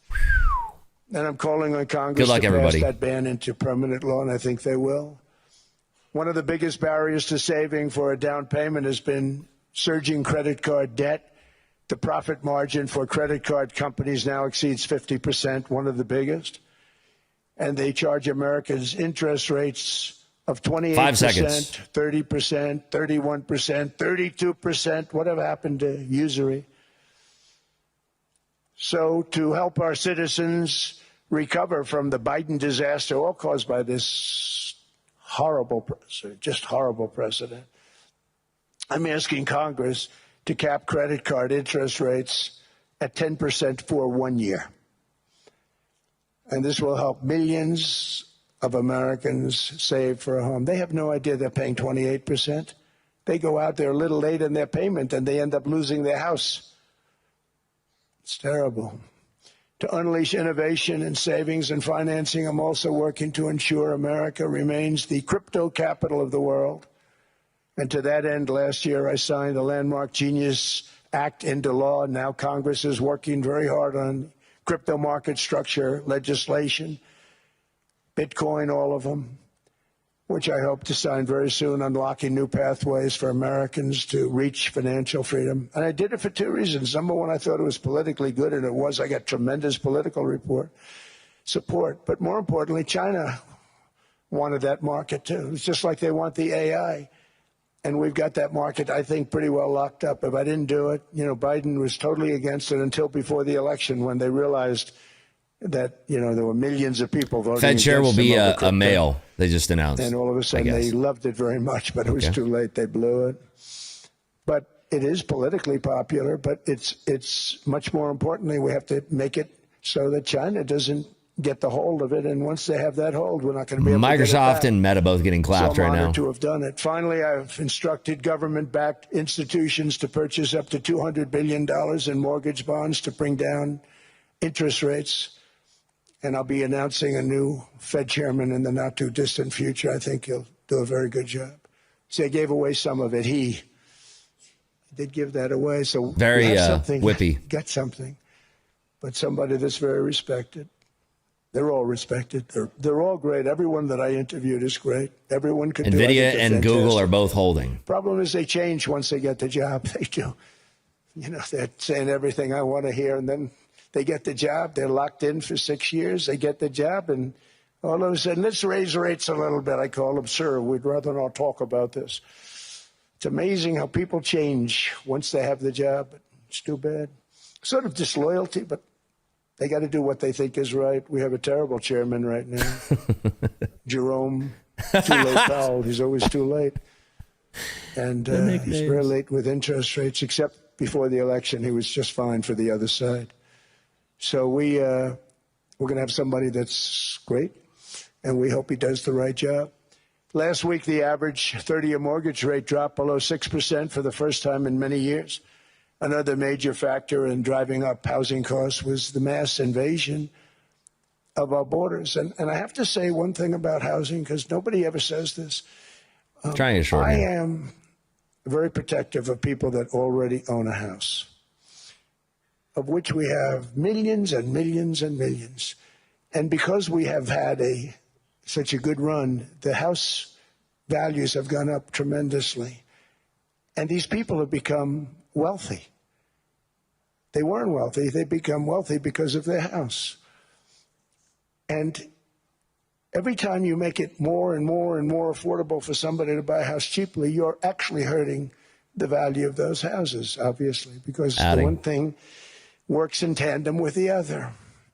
And I don't want to do anything that's going to hurt the value of people that own a house who, for the first time in their lives, are walking around the streets of whatever city they're in, very proud that their house is worth $500,000, $600,000, $700,000. Now, if I want to really crush the housing market, I could do that so fast, and people could buy houses, but you would destroy a lot of people that already have houses. In some cases, they've mortgaged their house. It's trying. And the mortgage would be very low. And all of a sudden, the mortgage without any changes becomes very high, and they end up losing the house. Stop that. I'm not going to hurt, and I speak with Scott, who's doing a fantastic job, and Howard, who's doing a fantastic job, and all of my people. And I always say, look, I can crush the hell out of the market. We can drop interest rates to a level, and that's one thing we do want to do. That's natural. That's good for everybody. The dropping of the interest rates, we should be paying a much lower interest rate than we are. We should be paying the lowest interest rate of any country in the world, because without the United States, you don't have a country. I mean, I had a case with Switzerland. Fighting these lows again. Switzerland. Maybe I'll give you a quick story. But they were paying nothing. They make beautiful watches, great watches, Rolex, all of them. They were paying nothing to the United States when they sent their product in. And we had a $41 billion deficit. $41 billion with this beautiful place. Flew over it, isn't it nice? So I said, let's put a 30%. Just doesn't want to break this 150 level. So that we get back some of it, not all of it at all. We still have a deficit, big deficit. We had 41 million. There it goes. Jeez. That's a big deficit. Almost broke and I it. said, let's put a tariff on. Different tariffs, different places. You're all party to them. In some cases, victims to them. But in the end, it's a fair thing. And most of you realize that. But we put a 30% tariff on Switzerland, and all hell broke loose. They were calling. I really don't want to break that like 150. You wouldn't believe. And I know so many people from Switzerland, incredible place, incredible, brilliant place. But I didn't realize that they're only good because of us. And there's so many other examples. I mean, us, probably other places, but a majority of the money they make is because of us, because we never charged them anything. So they come in, they sell their watches. It's trying so No hard to break tariffs, lower no here. Nothing. They walk away. They make $41 billion on just us. So I said, no, we can't do that. So I'm going to bring it up. I still would have a deficit pretty substantial, but I brought it up to 30%. And I guess Prime Minister, I don't think President, I think Prime Minister called Covering, whatever. a woman. Just doesn't want to go. And she was very repetitive. She said, no, you cannot do that, 30%. You cannot do that. We are a small, small country. I said, yeah, but you have a big, big deficit. You may be small, but you have a bigger deficit than big countries. He said, no, please, you cannot do it. Kept saying the same thing over and over. We are a small country. I said, but you're a big country in terms of... And she just rubbed me the wrong way, I'll be honest with you. And I said, all right, thank you, ma'am, appreciate it. Do not do this. Thank you very much, ma'am. And I made it 39%. And then all hell really broke out. And I was paid visits by everybody. Rolex came to see me. They all came to see me. But I realized, and I reduced it, because I don't want to hurt people. I don't want to hurt them. And we brought it down to a, lower level. Doesn't mean it's not going up. But we brought it down to a lower level. But they pay now, tariff. But I realized that we have many places like that where they're making a fortune because of the United States. Without the United States, they wouldn't be making anything. Think of it. Switzerland made $41 billion on us. And as she said, it's a small place. And I realized with that, I don't know, it was so because she was so aggressive. And I realized in that conversation that the United States is keeping the whole world afloat. Many places, I could give you 6, 7 places just in the people in this little area. I know every one of them. They're looking down. They don't want to see me and they don't want to stare me in the eyes. But they're taking advantage of, everybody took advantage of the United States. But I've been very fair, and I gave them a tariff, and it was fine. But I realized that without us, it's not Switzerland anymore. Without us, it's not any of the countries that are represented here. And we want to work with the countries. We want to work with them. We're not looking to destroy them. I could have said 39, 40%. I could have said I want a 70% tariff, then we make money with Switzerland. But Switzerland would have been probably destroyed, financially destroyed. I don't want to do that. But we should thought be we would have paying been the back lowest down into interest this rate of 160 everybody. area. I hope Scott's listening to this, because we should be paying the lowest interest rate of everybody. Without us, most of the countries don't even work. And then you have the protection factor. Without our military, which is the greatest in the world by far, without our military, you have threats that you wouldn't believe. You wouldn't believe. You don't have threats because of us, and that's because of NATO. One other thing, and I have to say it so importantly, in the old days, and I used to say I'm the youngest in the room. Now I'm among the older. I hate to say it.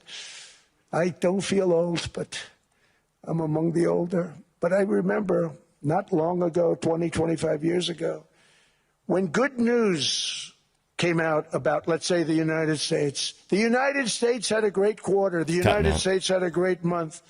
All the stocks went up. And that's the way it's supposed to be. Now when they say the United States had a record quarter, it's unbelievable how well it's doing. All the stocks crash because they say, oh no, inflation, they're going to raise interest rates. And they do. Some of these stupid people like Powell, they raise interest rates. And what they do is they stop you from being successful. It used to be when we had a great quarter, a great month, great earnings, great anything, any good news, the stock market went up. That's the way it's going to be. We got A lot of red in equities right now, too. Because that's the way it should be. Now, when we have a great month, they want to kill it. Like we did over 5%. People were surprised. If S&Ps break this, it's going to go much lower. 25%. When we announce good numbers, and the reason is they're so petrified of inflation. And growth doesn't mean inflation. We've had tremendous growth with very low inflation. In fact, growth can fight inflation, proper growth. So we want to get back to the days when we announce great numbers, because we're going to be announcing phenomenal. You know, all these factories Equity's that are being flushing. built at record. Thousands of businesses are being built right now. Remember, $18 trillion is invested. I think the second number is 3. And that was China many years ago. Investments in the country from outside. 18 trillion, nobody's ever seen. And that's money coming in and building things, factories. Thousands of businesses are being built. Thousands. Hundreds of big factories, car plants are moving back to the United States. They're coming in from Canada. They're coming in from Mexico, from Japan. Japan's coming in and building plants here in order to avoid tariffs. They're coming in from China. They're coming in from all over the world. We have more plants being built now, car plants, than we've ever had built, even in the heyday from the 1940s and 50s.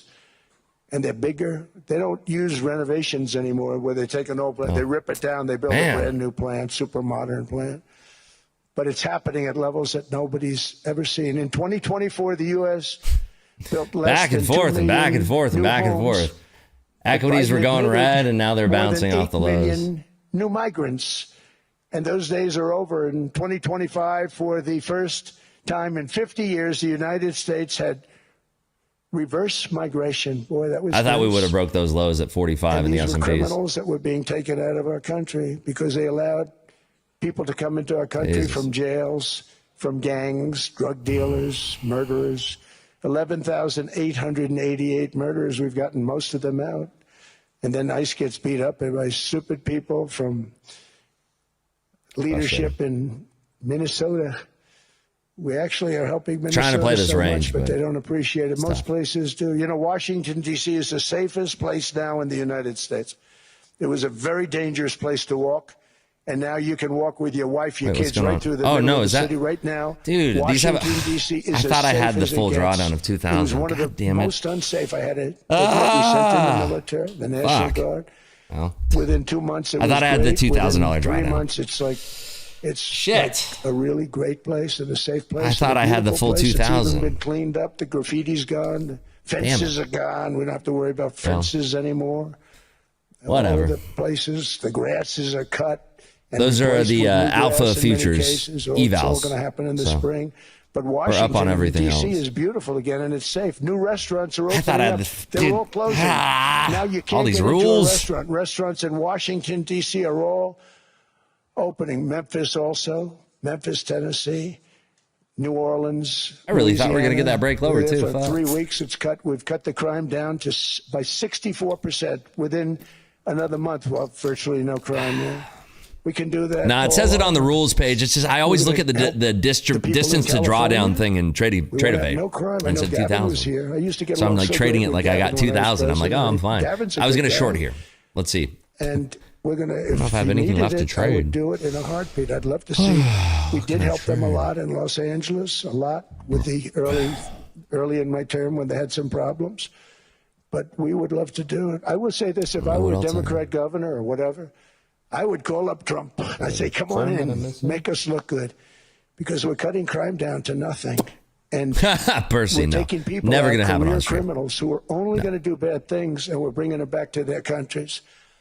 But where we've done it, it's been amazing. And we have a capacity to do it at much greater levels. We're cutting illegal aliens off welfare and other government benefits, and I have directed that starting immediately, there will be no more payments to sanctuary cities because they are really just sanctuaries for criminals. They're really protecting criminals, and those are the ones we have to get out of the country. Murderers, drug dealers, the mentally insane. They emptied their mental institutions into the United States. And despite that, we have the lowest crime numbers that we've ever had in the history of the country. Just came out. But equally importantly, we're cracking down on more than $19 billion in fraud that was stolen by Somalian bandits. Can you believe that Somalia, they turned out to be higher IQ than we thought. I always say these are low IQ people. How do they go into Minnesota and steal all that money? And we have, you know, they're pirates, they're good pirates, right? But we shoot them out of the water just like we shoot the drug boats out. They're not pirating too many boats lately, do you notice? When they go out into those boats, they want to take over $1.5 billion tanker loaded up with oil. And they say, we're going to blow up your boat. They have powerful weapons. You hit the side of the boat, you blow the whole thing up. The insurance companies are petrified. So they say, just give them the boat. We'll give them money instead. And I don't do that. We blow them right the hell out of the water. We see them going out, we blow them out of the water. We don't have any pirates so much anymore. If we do, they won't be there long. We've cut down with the hitting of the boats that are loaded up with drugs, including submarines. Can you believe they actually buy small, they call mini subs, very fast. They're meant for drugs. We've knocked out 2 of them. The Democrats say they were fishing. You have ruined somebody's fishing weekend, I would say. A submarine is not a fishing boat. You don't fish. But we've knocked down drugs by water, the oceans, the sea, by 97.2%. Think of that. And I actually say, who the hell are the 3%? Because I would not want to be piloting one of those boats. We knocked them down, and now we're going to start on land. We're going to knock it all out. The land is the easy part. What we did on sea is incredible, and that's our great military. The situation in Minnesota reminds us that the West cannot mass import foreign cultures which have failed to ever build a successful society of their own. I mean, we're taking people from Somalia, and Somalia is a failed, it's not a nation, got no government, got no police, got no military, got no nothing. And then we have this fake congressperson who they just reported is worth $30 million. You believe this? Ilhan Omar, talking about the Constitution that provides me. She comes from a country that's not a country, and she's telling us how to run America. Not going to get away with it much longer, let me tell you. The explosion of prosperity and conclusion and progress that built the West did not come from our tax codes. It ultimately came from our very special culture. This is the precious inheritance that America and Europe have in common. We share it. We share it, but we have to keep it strong. We have to become stronger, more successful, and more prosperous than ever. We have to defend that culture and rediscover the spirit that lifted the West from the depths of the Dark Ages to the pinnacle of human achievement. We live in an incredible, changing period. It's an unbelievable time, but we have to take advantage of the time that we're in. In our hands are technologies that our ancestors could scarcely have. I mean, they couldn't have even dreamt some of the things that we see today. And so rapidly they're produced. I mean, AI, 2 years ago, nobody ever heard of the term, and now everybody's talking about it. And it can have some very good purpose. It could also have some dangerous purpose. And wasn't there a movie called AI some tremendous things that was a little older than 2 years ago? And we're leading by so much. We're doing so well. But opportunities that are bigger and grander than ever before in human history are right before us. It is the pioneers in this room. Many of you in this room are true pioneers. You're two truly brilliant people. Just your ability to get a ticket is brilliant because you have about 50 people for every seat. I don't know what. That's Larry. Everything Larry touches turns to gold. He made this very successful. But you're in this room, and some of you are the greatest leaders anywhere in the world. You're the greatest brains anywhere in the world. And the future is unlimited, and to a large part because of you. And we have to protect you, and we have to cherish you. I always say we have to cherish our brilliant people because there aren't many of them. So together with confidence, boldness, and persistence, let us lift up our people, grow our economies, defend our shared destiny, and build a future for our citizens that is more ambitious, more exciting, more inspiring, and greater than the world has ever seen. We're in a position to do things that nobody else has ever even thought of before. And many of the people in this room are the ones that are doing it. And I want to congratulate you, and I'm with you all the way. You can do things that nobody else can even think about. So I congratulate you on your tremendous success. And the United States That's the end of the speech. Bigger, stronger, better than ever before. And I'll see you around. Thank you all very much. Thank you very much. Stop it. Wrong. You are fake news. Thank you. I'm going to come. China.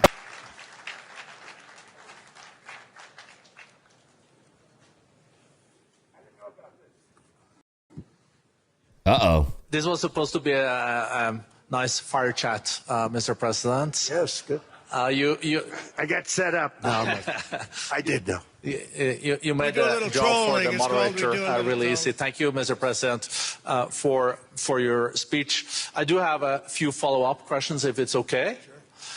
I don't think I should start with Greenland, maybe. I'll start with the economy. The U.S. economy is doing really, really well. But how to sustain this growth moving forward? Because there's always a recession looming around the corner. Well, you know, the one thing about economies and recessions is sometimes you get hit unexpectedly and there's nothing you can do about it. All brilliant people, but there's nothing. One example was COVID. We had an economy going at levels like nobody had ever seen my first 2.5, 3 years. And then I heard the word pandemic, not COVID. They came up with that name over a period of time.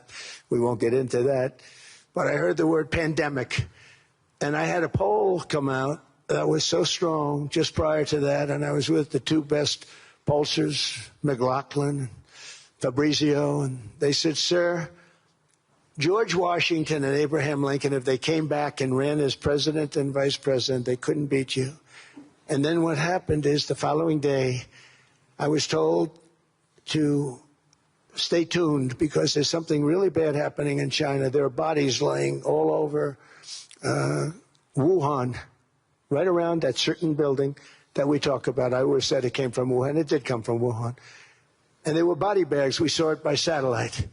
And they said, there are strange things happening in China. And so it began. And we ended up with the COVID, and the whole world suffered. We did a phenomenal job. I don't think we got the credit we deserved. We did something that Operation Warp Speed, which some people say was one of the greatest military feats ever. We did a great job. Used our military, used a lot of people. But sometimes you get hit with things, nothing you can do. You get hit with things like that unexpectedly. And we got through it. And when I left, the stock market was higher than it was previous to the COVID coming up. And that was, I called it a great achievement. But things happen. Bad things happen. The things that we can stop are wars if we're smart. That we can stop. Those are a matter of being intelligent and having intelligent people on the other side. Because wars are the worst of all. Wars are worse than anything.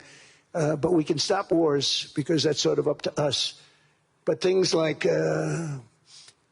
dust flying in the air, wherever COVID comes from or whatever comes, sometimes you have to be a little bit lucky. But we are poised to have an economy like no other, not only in this country, but anywhere. And you know, when you hear the kind of numbers that I can tell you that Scott Bessent was with me the other day, and he's looking at numbers. He said, I can't.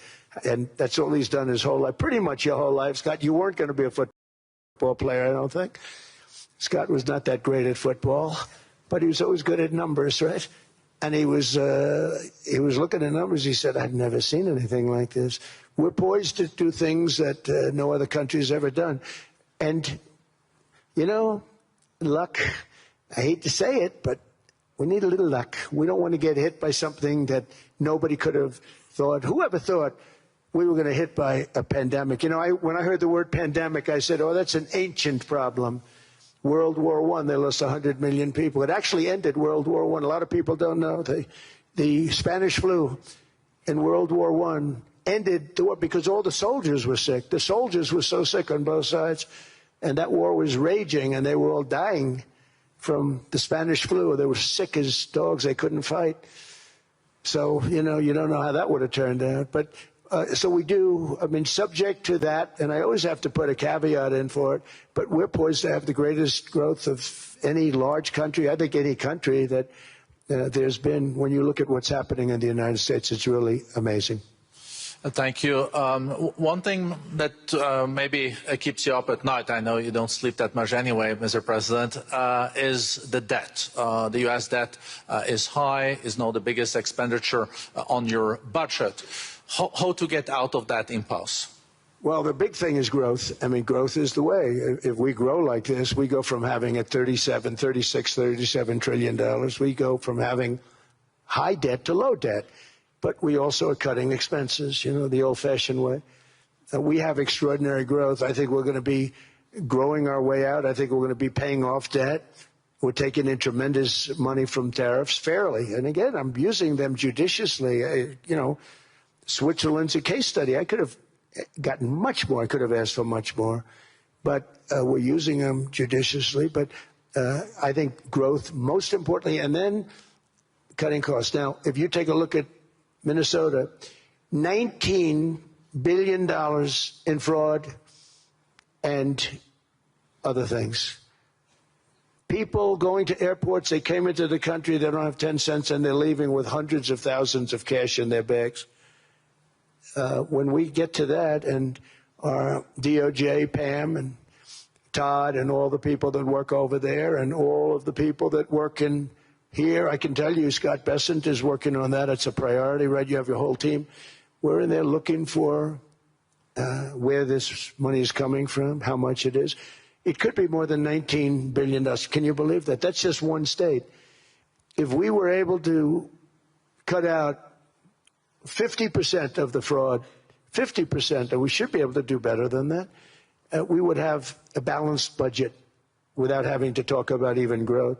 So we have a lot of options, but we're working very hard on that. That's a big deal. It's not just the protests, the fake protests done by agitators and, professional insurrectionists. That's what they are. They're professional troublemakers. But we are looking very strong at the money, too, in Minnesota and other places. I think, Mr. President, also the $500 billion invested in artificial intelligence and the frontier technologies last year also were driving growth exponentially in the U.S. Well, AI has been a big factor. AI is massive. Mark Zuckerberg showed me a plant where he put it over a map of Manhattan, and it was basically the size of Manhattan. This is not, I said, you got to be kidding. It's a plant that was miles long, miles wide, very high. I don't think it was as high like the Empire State Building, but it was high. And it literally covered most of the island of Manhattan.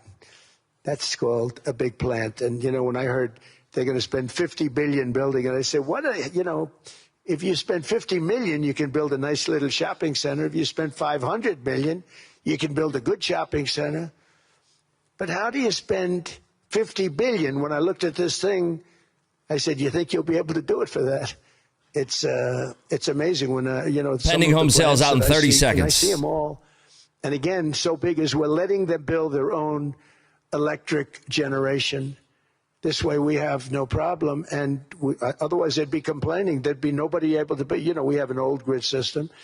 And not only that, they're going to sell at a very cheap price the excess electricity that they create back into our grid. So that'll solve some problems for certain states that don't have enough electricity. 5 seconds. We also know that on the AI, there is fierce competition between the U.S. as the largest economy in the world, 27% of the global way lower. GDP, Pending home sales, negative 9.3% versus a negative 0.3%. So much lower on pending home sales. We know that competition construction spending is up 0.5%. I know you're heading to a state visit to China in April. How do you see the U.S.-China relationship moving forward? Are you able to combine this tough competition with also collaboration? So I've always had a very good relationship with President Xi and with President Putin. Talk about, the larger powers. But I've always had a very good relationship with President Xi of China. He's an incredible man. What he's done is amazing. He's highly respected by everybody. And I do now. I mean, now I have good. It was very severely interrupted by COVID. I used to call it the China virus, but he said, do you think you could use a different name? And I decided to do that because why should we have a problem over that? But I would do that, and they were. You're a true diplomat, huh? I became a diplomat for the first time. Well, you know who taught me that? Marco Rubio. He said, let me teach you about diplomacy. Marco Rubio. Hey, any guy that gets approved by 100% of the votes, think of it, he got liberal Democrats and radical right Republicans to approve him. He's the only Keep cutting out here. What's going on? one. The next one was like lost 45 votes, right? But he got all 100 votes voting for him. And at first I wasn't happy about it. I said, wait a minute, I don't like that. And now it turns out that the Democrats probably wish they didn't do that. And Marco has been fantastic. Marco, stand up, please. You have done a great job as Secretary of State. He's going to go down as the best Secretary of State. And Scott, and we have Susie, who's the first female Chief of Staff, and she's the best Chief of Staff, too. Looking for new highs here, potentially? And I see Howard Lutnick, who I know spoke, and Howard's fantastic. Some of the deals we're doing are great. And I want to pay particular attention because we have Chris. And Chris, you got up and spoke, I think. He's the #1 oil man in the world because I was going to put Doug Burgum, who's fantastic. I don't know if Doug's here. Is Doug here? Doug Burgum is fantastic. He said, sir, there's one man better than me.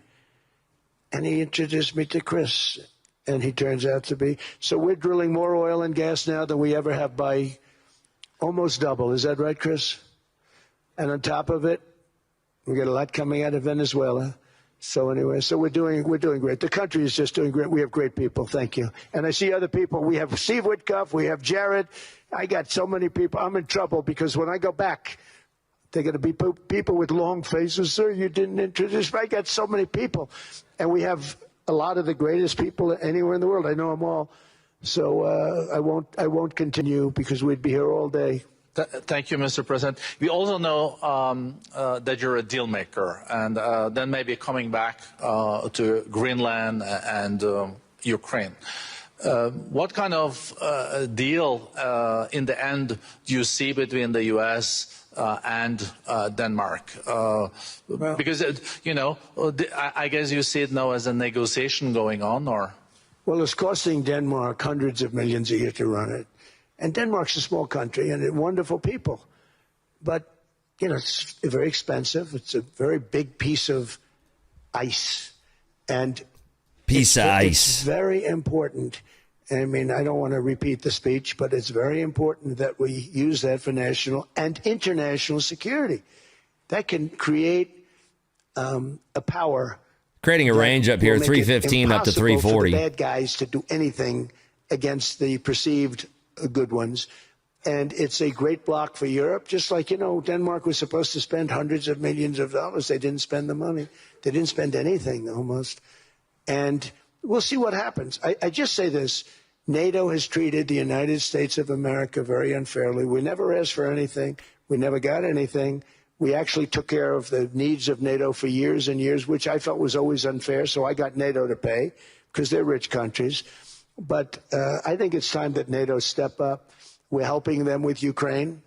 Without us, I think Putin would have gone all the way. I think we have it. I think there could have been a World War III, if you want to know the truth.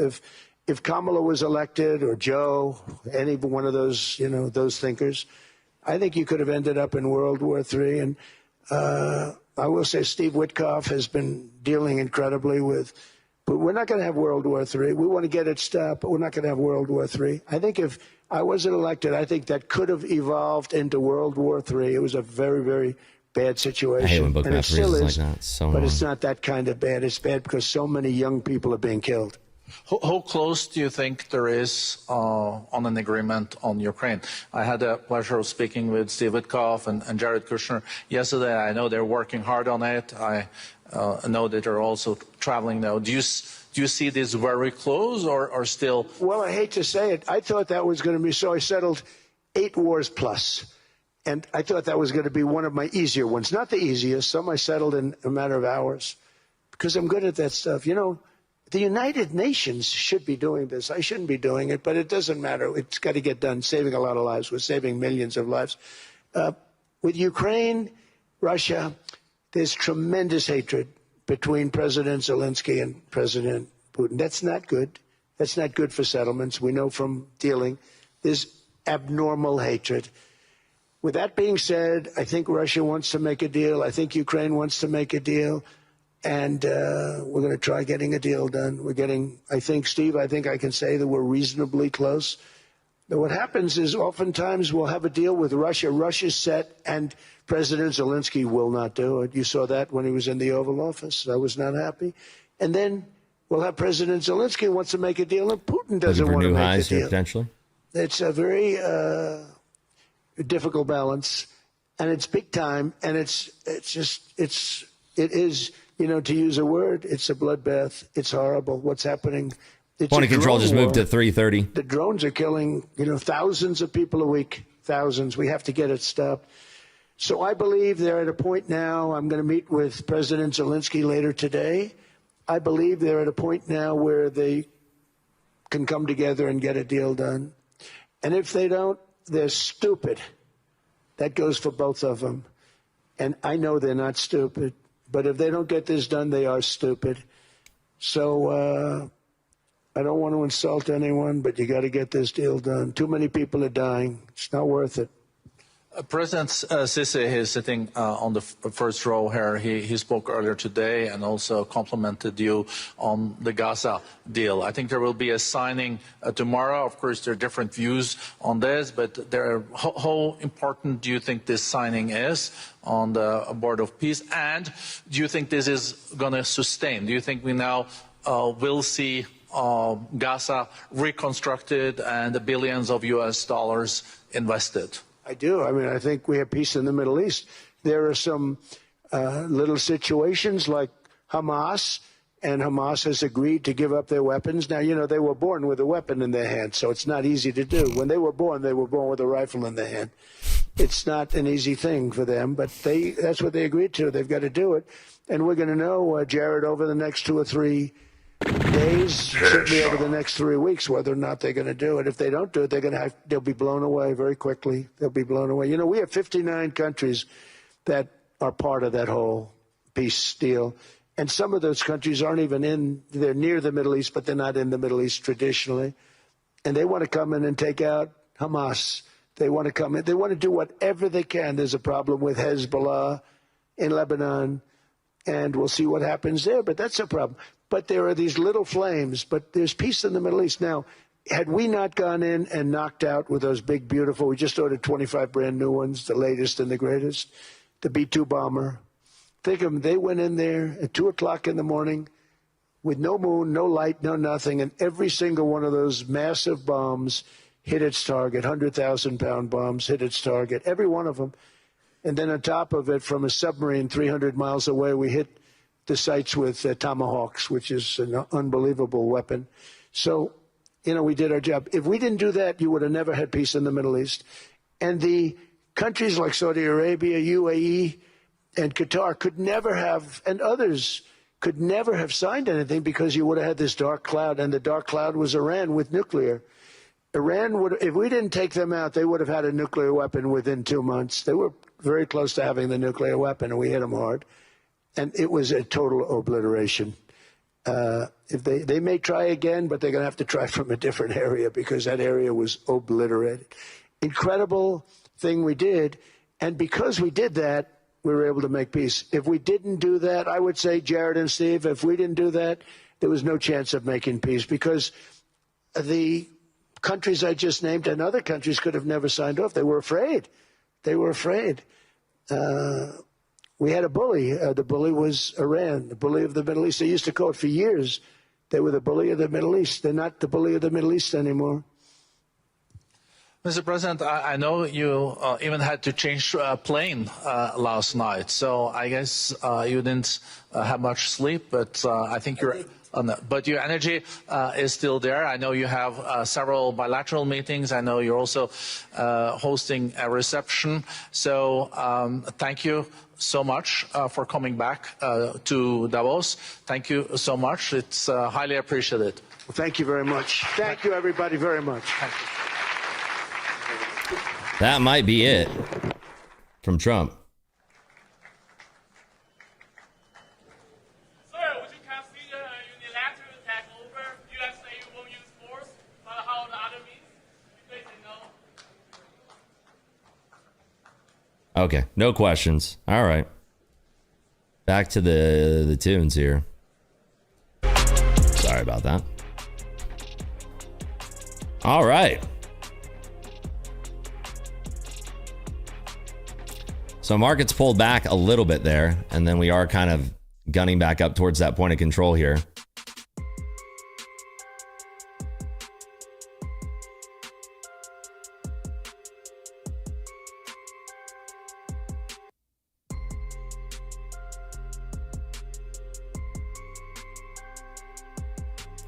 Still is a little bit choppy.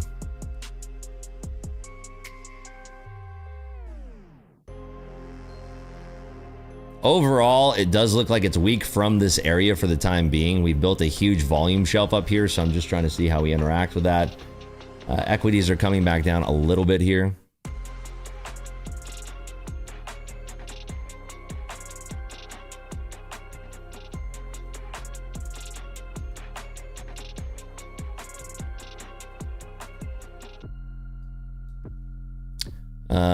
So we have made the point of control back at the 30s there.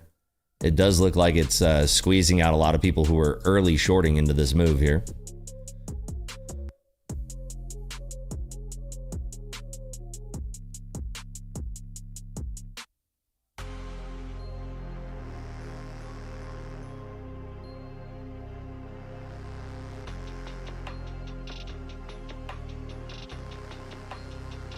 So we did a little bit of a stop run, it looks like there.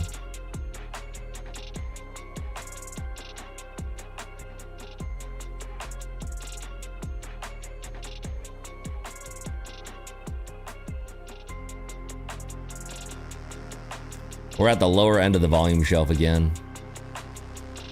Same with the S&Ps.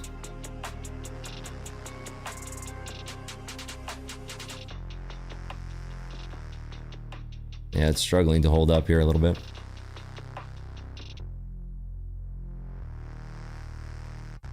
Just kind of ranging around the volume shelf. Extremely violent, though.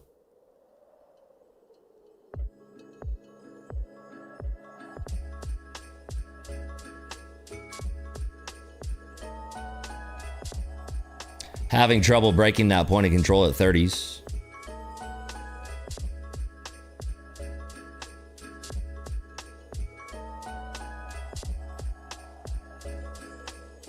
Very much range bound, looking for it to come out of this range a little bit.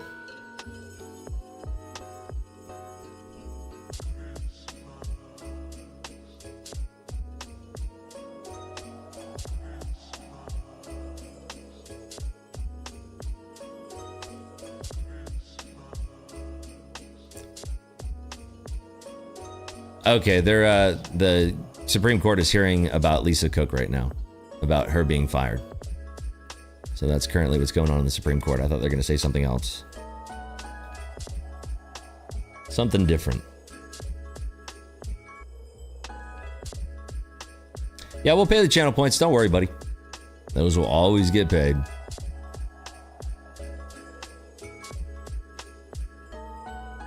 Yeah, I'm debating on whether or not I'm wanting to try this for like the break of the highs, since we are kind of holding up here.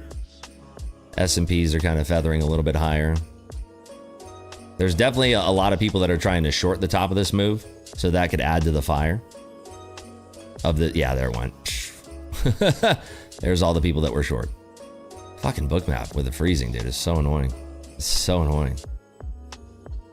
Can't stand it. I need to like have it zoomed in a way where I can see everything without it freezing. It's just so annoying that it does that. That's the move that I was looking for, but yeah, couldn't time it.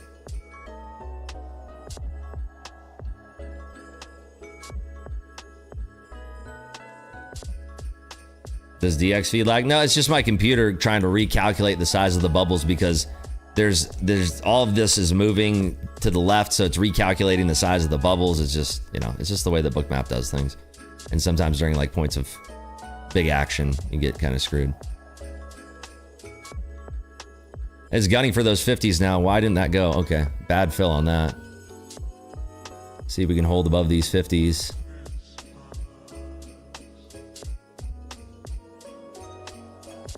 Looking for a clean push. Right there. Cool. Nice. So one of my Apex accounts, God, now it's really going. The rest of my Apex accounts are at like $1,700. Man, there's the fucking move. What am I doing? All right, let's see if we can lock in a little bit here. That was the squeeze that I was looking for. But most of my accounts are at 1750. It's just the one account because it didn't have the copier selected. Put on 5 contracts, and I lost a little bit when I put that on. I think I lost a couple $100. So is what it is. So overall, let me see what the total profit is on the day here.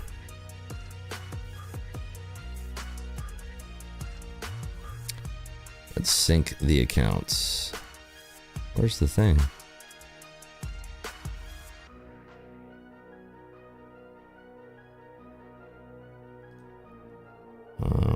Hello? How do you sync all your accounts? The fuck? Oh, there we go. Resync. Hello. All right, syncing them right now. So overall up 34,262. I believe that's correct. Yeah, 34,262 today on Apex. Made an additional 4.3 thousand since we had the Trump speech.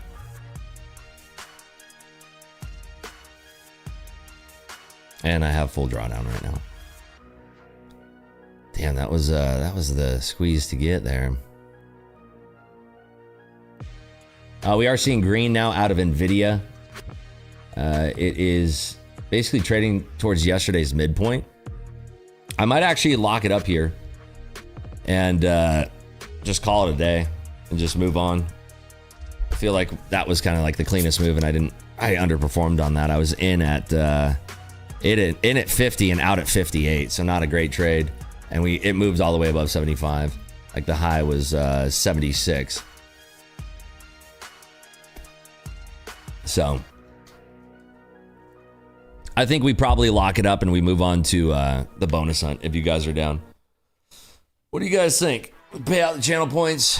Let me pay those out right now.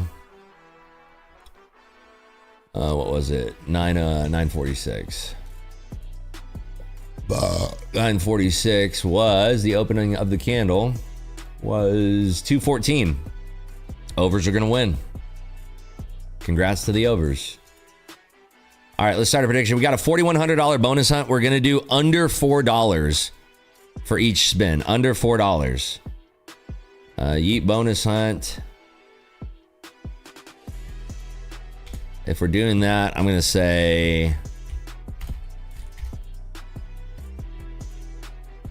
the hell, why didn't that work? Let's see.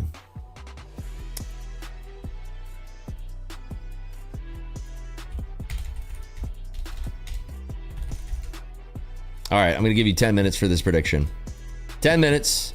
Above or below 22 slots, we're doing $4 or under. $4 or under, $4,200 in the hunt. $4,200 in the hunt. Gold's dropping. Oh, shit. Yeah, gold's getting schmeckulated.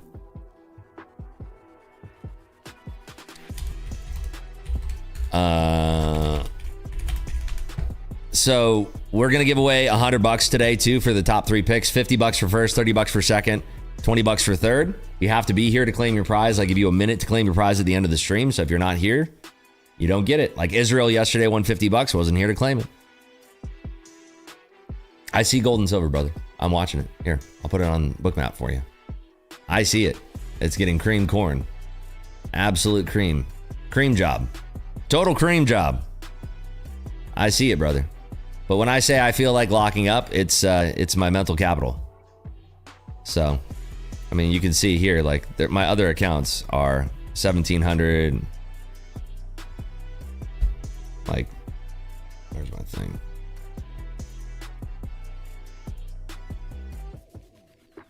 So, all of my accounts are at 1,700. One's at 1,699 is the lowest one, 1,699. But it's a good day. 34,000 is a good day, and that's including Globex last night. So I'm happy with that. You have to, be okay with your trades. Like I said, I want to do really, really well in these Apex accounts. Gold is attractive right now. It is continuing to roll down. It is definitely attractive. But, you worry about like those pops right there. Those can definitely hurt the account quite a bit. So I'm going to move on. Thanks for tuning in, YouTubers who stuck around. I appreciate you all very much. It was a fun stream today. I'm going to continue streaming on Kick. I'll see you.